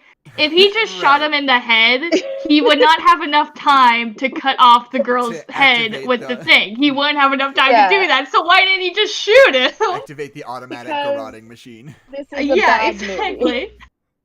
movie. So his whole deal is that he hates bad His moms. He hates Bad bad moms. moms Christmas. And I do too. and he's punishing women who are neglectful in his eyes of their children. And that apparently extends to Michael Fassbender. Yes. For some reason. Yeah, which there is no explanation as to why he's like gunning it for Michael Fassbender. Right. What I Literally at all. understood when they're having that conversation at the table is that it's like because the whole thing with like his dad who would beat him when he was trying to do a history lesson, which is whatever, and they chase after the dad, is that the whole thing is that he thought that his mom didn't want him and that's why she killed herself, and he wasn't mad at the dad at all, which is just bonkers. But why did he care about Michael Fassbender? Like, yeah, he but what I literally took said- it is that he saw Michael Fassbender as his dad who had like the perfect wife and the perfect son in his eyes and then left. Right. So he's But like, "You're how like did my he dad." know about them? Like, she Because didn't he's a go fucking and creep, have I an guess. abortion at all. But they're just random people. Like, it literally, there's no reason There's at not a all. pattern. Like, No. not Yeah. that, like, Michael Fassbender, like, almost solved the case and then he gave up. Like, nothing. Like, they don't say, yeah, he was a really good police officer and then he was working with Val Kilmer or something and it didn't work out and now that's why he's an alcoholic. And then, wow, wouldn't that be so crazy that the man he was looking for tried to have a relationship with him and his surrogate family or Right. something? But no. No, yeah. It's about just Michael doesn't- Fassbender, but for no reason. Right. So yeah, like I said, this is a movie that literally, truly has probably 20 minutes just missing from it. Yeah. And we don't know where that 20 minutes was, how it was distributed throughout the film. I think that 20 minutes is just like every 30 seconds, in between every minute. I think that's what they took out. So it's just like, you can, like, I don't know, but I almost am even thinking, like, even if they did have the full script, I want to think that this would probably be an over-convoluted movie anyway. It would just be an over-convoluted movie that would follow through on plot elements that it sets up, you know? like the way that I would my brain really works in like metaphorical pictures, right? So like while I was watching this movie, I kept thinking about how, like, you know, when you go to like a Chinese buffet or like any buffet and they have like all the carb, like cheap stuff out first, they're like, oh, take some noodles, take some rice, and then by the time your plate is full, like, you don't have any room for things that matter, like the expensive ingredients. Right. Yeah. Like, that's what this movie felt like. Like, oh, wouldn't it be interesting if we, like, had a, scary snowman? That's the plot. Like, that's funny. Oh, like, a relationship, father-son relationship that's broken. Let's take some of that. Oh, a weird relationship between your coworkers. Avenging your father's death. Right. Like, all of these, like, different little elements that didn't fit, and there's not enough room, and then it does, like, it literally doesn't even leave you satisfied because you don't like any of the plot elements. Right. That's what it felt like, just a failed trip to the Golden Corral. The metaphor I used before the podcast started was this movie is like when linguistics people like sort of craft phonetics that sound like English but aren't English to like people who are listening to it. That's what this movie feels like. It looks and feels like a movie, but it's not a movie. It truly is. The other metaphor we used for the podcast start was like it's one of those things where you have a computer watch a million horror movies and then write its own horror movie. Yeah. It's literally that. It's like, okay, we need to kill women. We need to have a spooky little girl. We need to have a guy with a sweater who dismembers people. We need weird sex intrigue. We need weird like it's just like a checkoff list of like things that are in horror movies, Right. you know? I forgot that at one point Michael Fassbender is talking to like the angry dad whose wife was murdered. Like they're talking in the car about how like he's not her biological father, but he loves her anyway, and like that's the only thing that matters. And during their meaningful conversation, the daughter just like presses her face up against the car. And, like, that little girl is giving the weirdest performance. She's a very cute little girl. That doesn't in the way that she acts. Yeah. Like she when the dad and when the mom gets home, the dad immediately starts screaming like a psychopath. That whole time she's just like skipping in a circle and waving a scarf around as if she cannot hear her father and mother arguing at full volume 2 feet away. Yeah. It's the weirdest thing. Ugh, what a good movie. Alan, you were saying like this movie, the parts that are missing are like the connecting parts. Like right. It's like if a body had no connective tissue, which I've already said today because it was probably already in my brain. Like it's like, oh, muscles, yeah, bones, sure. Oh no, we don't have any tendons. I guess. Oh no, there's just a flesh pile. Yeah, it's just a flesh pile, like the head on top of the snowman, which was a cool kill. It was cool. I liked it. And like I said, this movie is beautiful.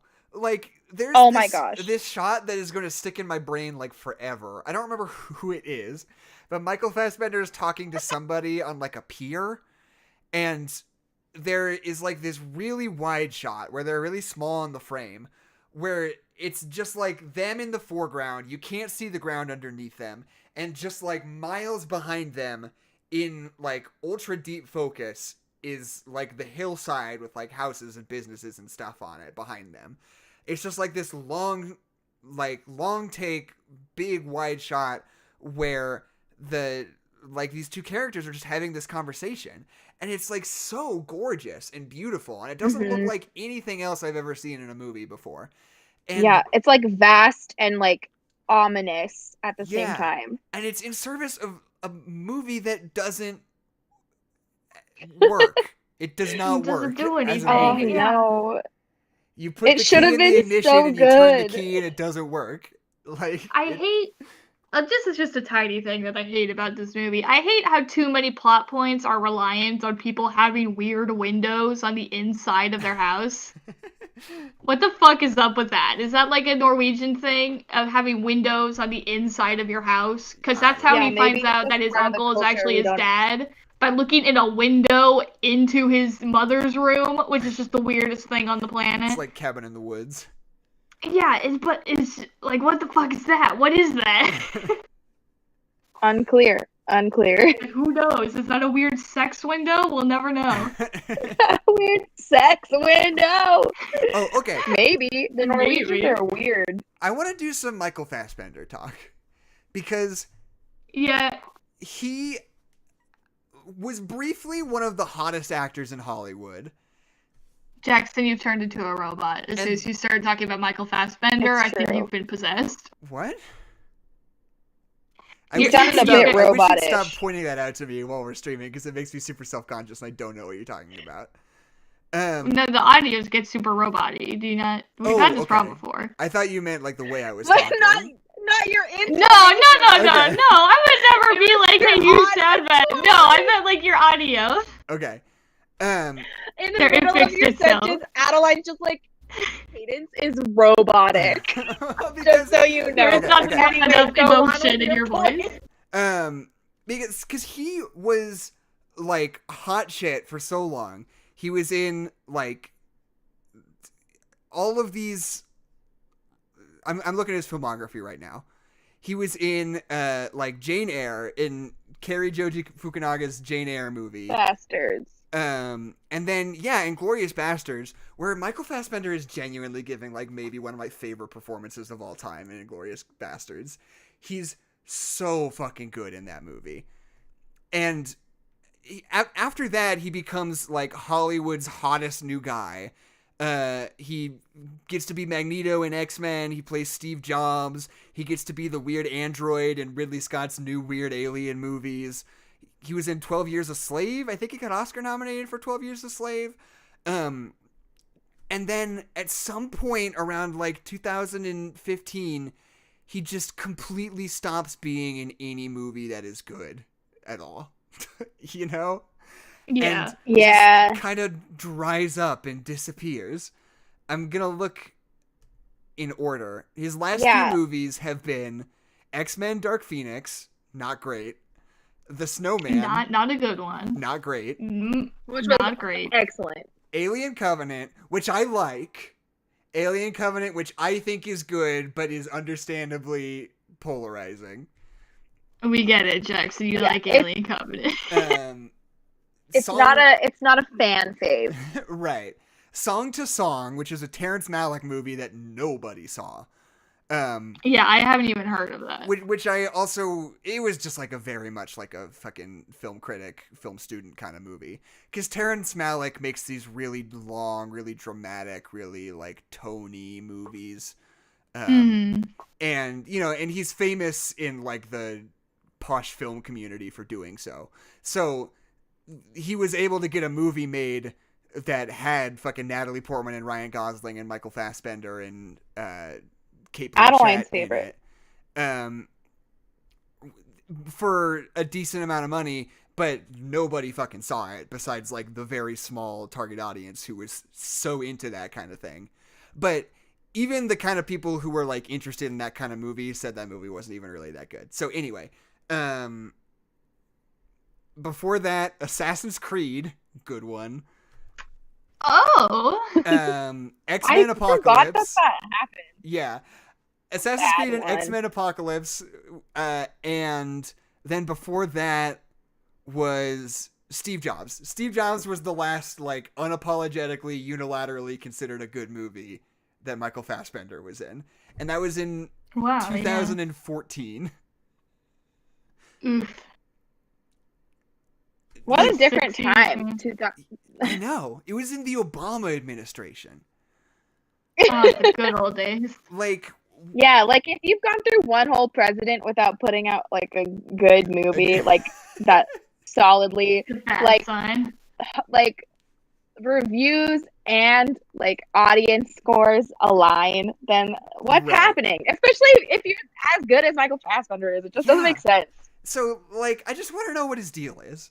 Because, like I said... Hey, Michael, are you okay? 2017 was The Snowman. And 2019 was Dark Phoenix. That's all he's been up to in the last few years. Hey, Like, hey, Michael. 2018, one whole gap. Like, where is he? What's he doing? Was like something happening? Like there's a whole you year where okay, he didn't do a Michael? movie. Yeah. And, like, you know, Maybe- he's a person. And he probably has loads of money. He's got that. He's making that X-Men money. I'm sure he doesn't have to do a movie if he doesn't want to. He could just chill out and do him for a while, especially if you've made like 8 bad movies in a row. I kind of get the impulse to be like, maybe I should just cool it for a little bit and come back Maybe later. I'm Hang out done, with my- actually. Just go on a walk or something. Yeah, exactly. But like, where'd he go? Like, I want, when's my big Michael Fassbender comeback? I'm waiting for it. Yeah, that's me. I'm trying to figure out if he like had a baby or something.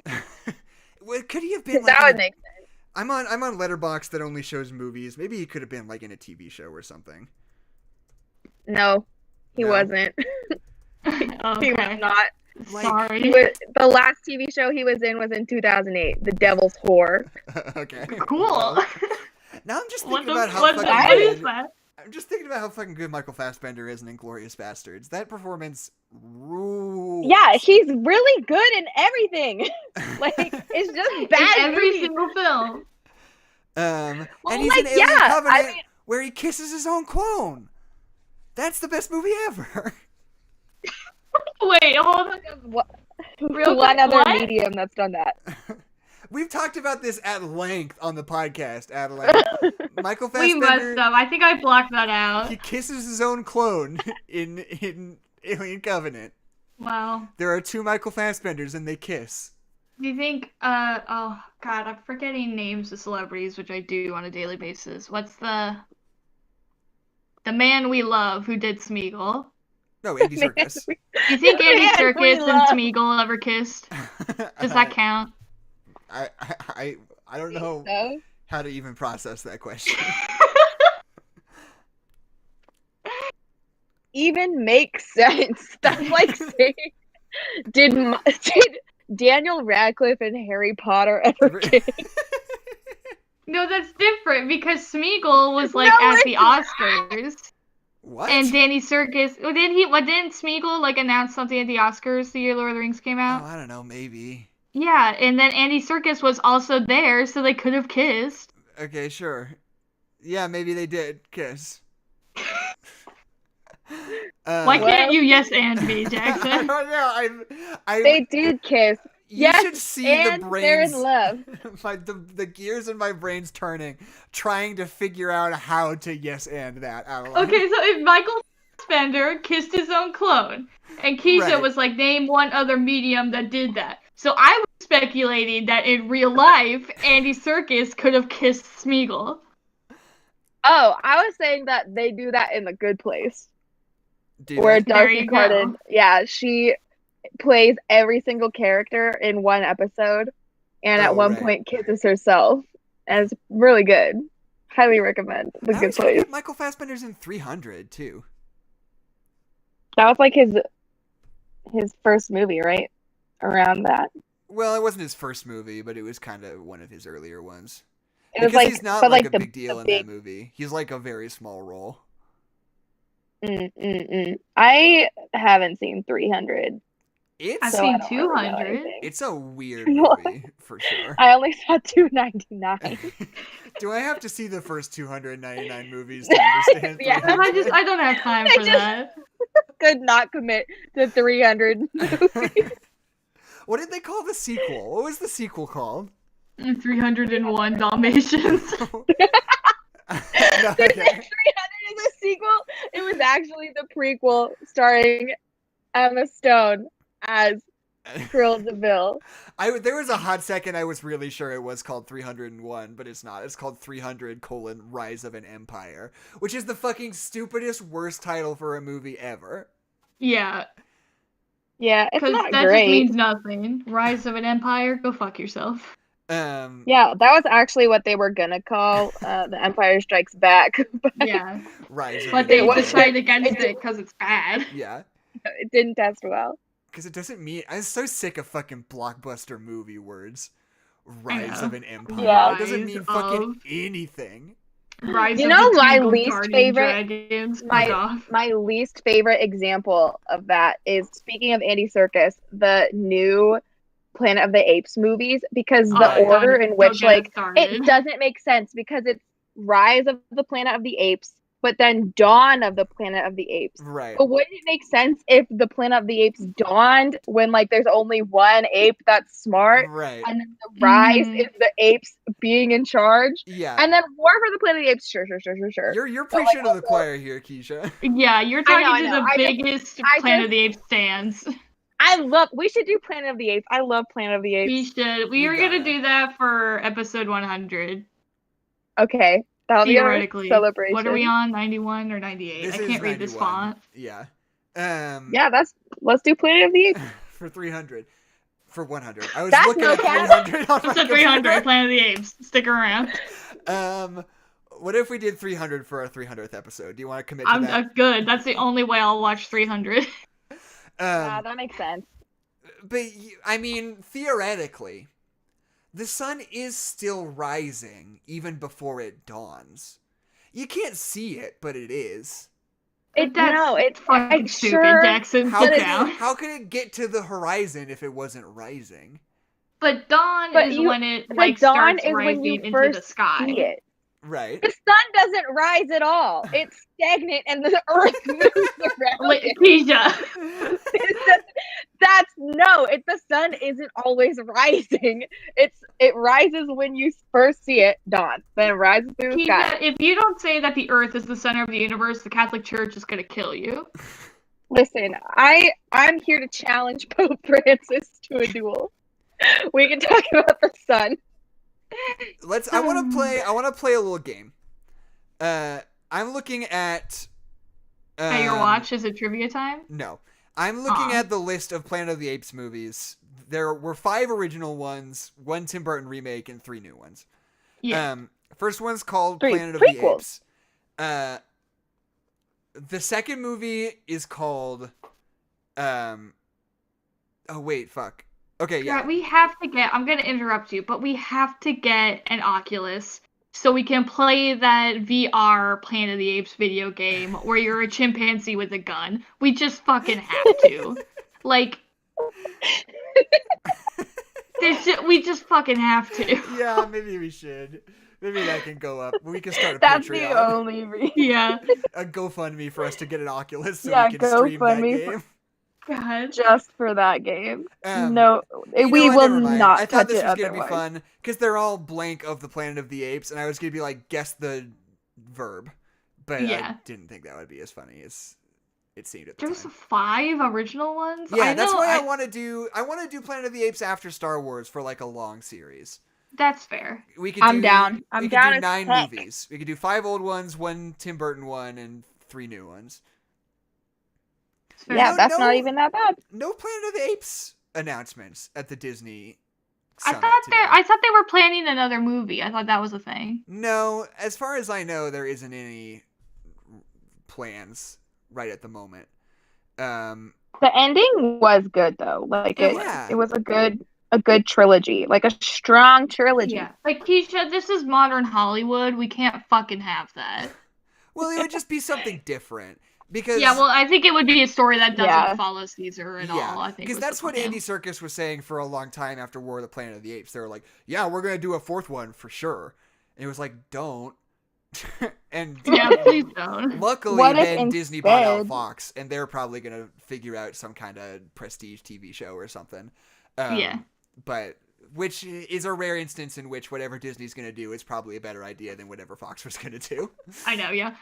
Well, because, like, what's so interesting about that trilogy is, like, how much it builds off of itself until it becomes something just, like, awesome and amazing. Because, like, the first one has super cool moments and has a lot of really cool story elements, and I love it. But it's definitely the worst of the 3, and the second is definitely the second best of the 3, and then the third one's absolutely the best one. Like, it's just so interesting to watch it build on itself. I found and that, to have a 4th one would just be like, why? Yeah, I found just that like Toy Story. Most people think that the second one is the best one, which is bullshit. That's bullshit. That's Fuck the wrong those people.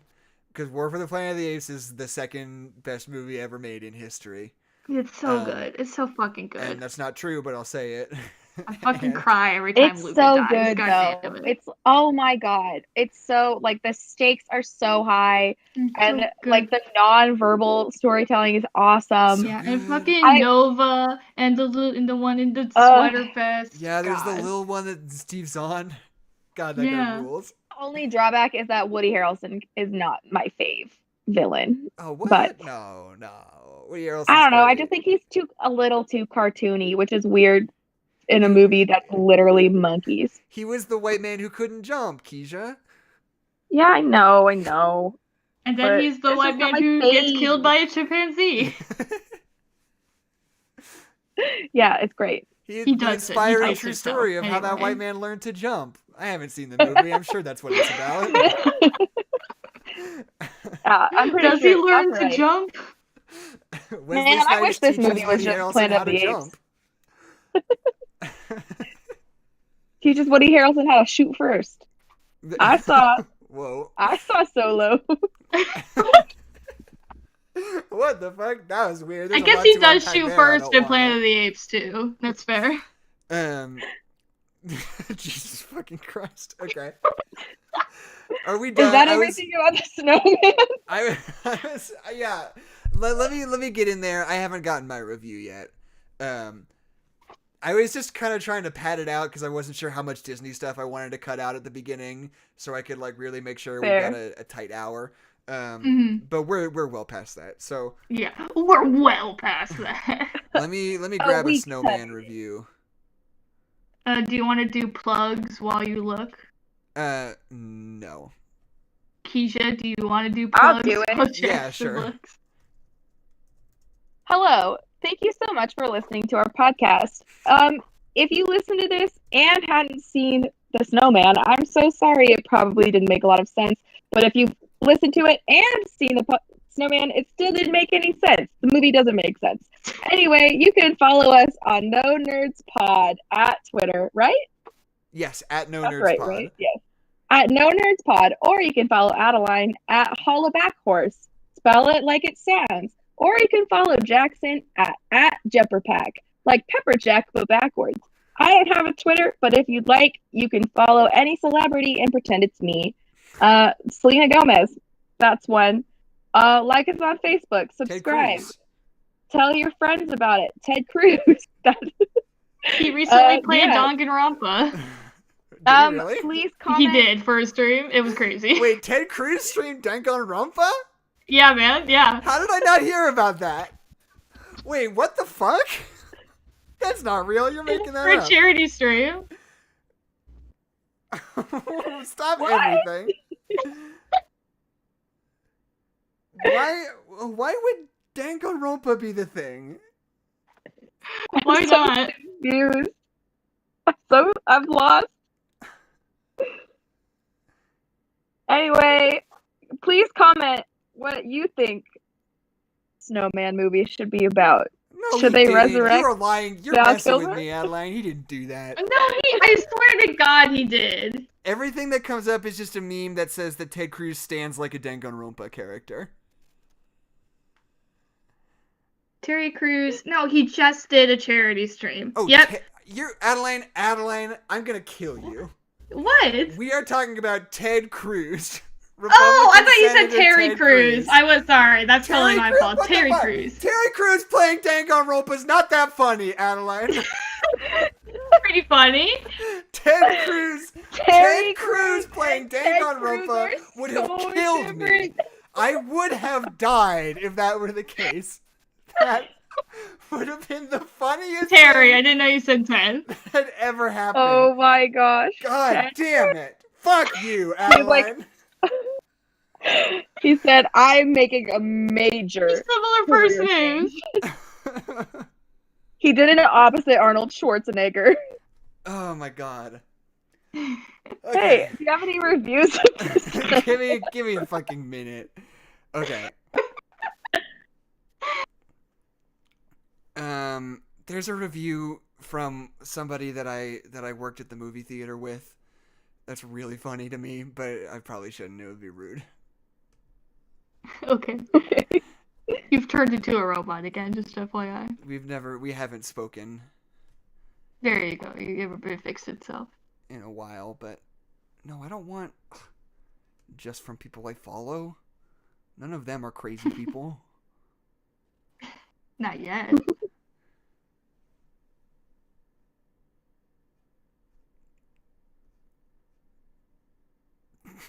Maybe there just aren't any 5-star reviews because it's not good. A real possibility. So here's a 5-star review of The Snowman that I'm taking from letterboxd.com.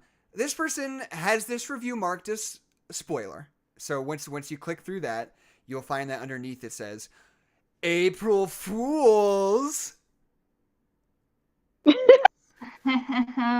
Who That's so got- dumb. The joke They being that got it's me. quite bad actually, but they gave it 5 stars in spite of that. Oh, they got I me. found 2 reviews that are 5 stars. One says, I've never seen it, but 5 stars. The other one says, never watched it. 5 stars. So I don't know what's happening here. Yeah, They that sounds about to right. up their ratings. I haven't Yeah, seen but- it, but I'll give it 5. Yeah, see, I feel like it's probably good. 5 Do you stars. want me to try another review? Was that not good enough for you guys? Let's just a do review for you. one more game. I found Okay. one. Here's one. Wait, Oh, I found one. okay. Five stars Go for it, for the Snowman. 5 stars for the Snowman. This is the Snowman 2017. Thank A you. masterpiece in animation. The subtle artworks were made by illustrators rather than animators. A wonderful children's classic. The music is a world hit, covered by many pop stars. Okay, Someone that's made a much better. mistake. That's really good. Okay. Thank you, Keisha. Yeah, thank Anyway. you, person, for the review. My name's Jackson McMurray. My name's Adeline McMurray. My name is Keisha Rhodes. And this has been Don't Nerds forget- Aloud. We gave you forget all the clues. To hug your snowman. Go, Yeah. hey, show your snowman that you love them this Show holiday your season. snowman you This love holiday this season. holiday. When's With the last time you hugged your Don't- snowman? with Dior for men. When was the last time you replaced your snowman's head with a woman's head? Yeah, come on. It's basic maintenance. It's just how you show love. That's my love language. Okay, I'm gonna stop Good stuff. recording. We'll call Good it a stuff. day Good there. stuff. Da-da-da. Oh my god, I almost just deleted it. Like, No, muscle don't do memory. that. Thanks for not doing that. Yeah, you're welcome. I was like, and delete. And no one will ever know. So yeah, I don't know what this Noah guy is all about in the chat. Yeah, I've never heard. I can't figure out if he was trying to troll us and make fun of us, or if he just didn't know how to properly articulate. Yeah, that's what I don't know either. The He name. definitely wanted attention, but I don't know Right. in like a mean way or like in that he just doesn't know how to talk way, you know? Right. Yeah, maybe in like a Mr. Snowman, I gave you all the clues. Yeah, kind of way, maybe. You just want attention. Yeah, I don't know. I'm fascinated. What if? I'm gonna see what's up with this guy's channel. Maybe. We're gonna dox him real quick. I can't click through on stream comments. They probably do that on purpose. Well, anyway, thanks everybody. Yeah. We had a grand old time here today. We had some laughs. We cried together. And We did all of those activities for sure. And we loved, you know. Shit and pee. And we loved. We did. And we chopped up women's bodies. Yes, our favorite part of our favorite reoccurring subject on the podcast. Yeah. Yeah, obviously. Only twice, I think, because of other horror movies. Yeah, Okay, how many? Let me tell you the truth. I'm very tired. Yeah. So I'm gonna go ahead and end the stream. Samesies. Thank you guys, and I'm gonna end the stream in 3, 2, 1. Oh, bye. End. Oh, bye.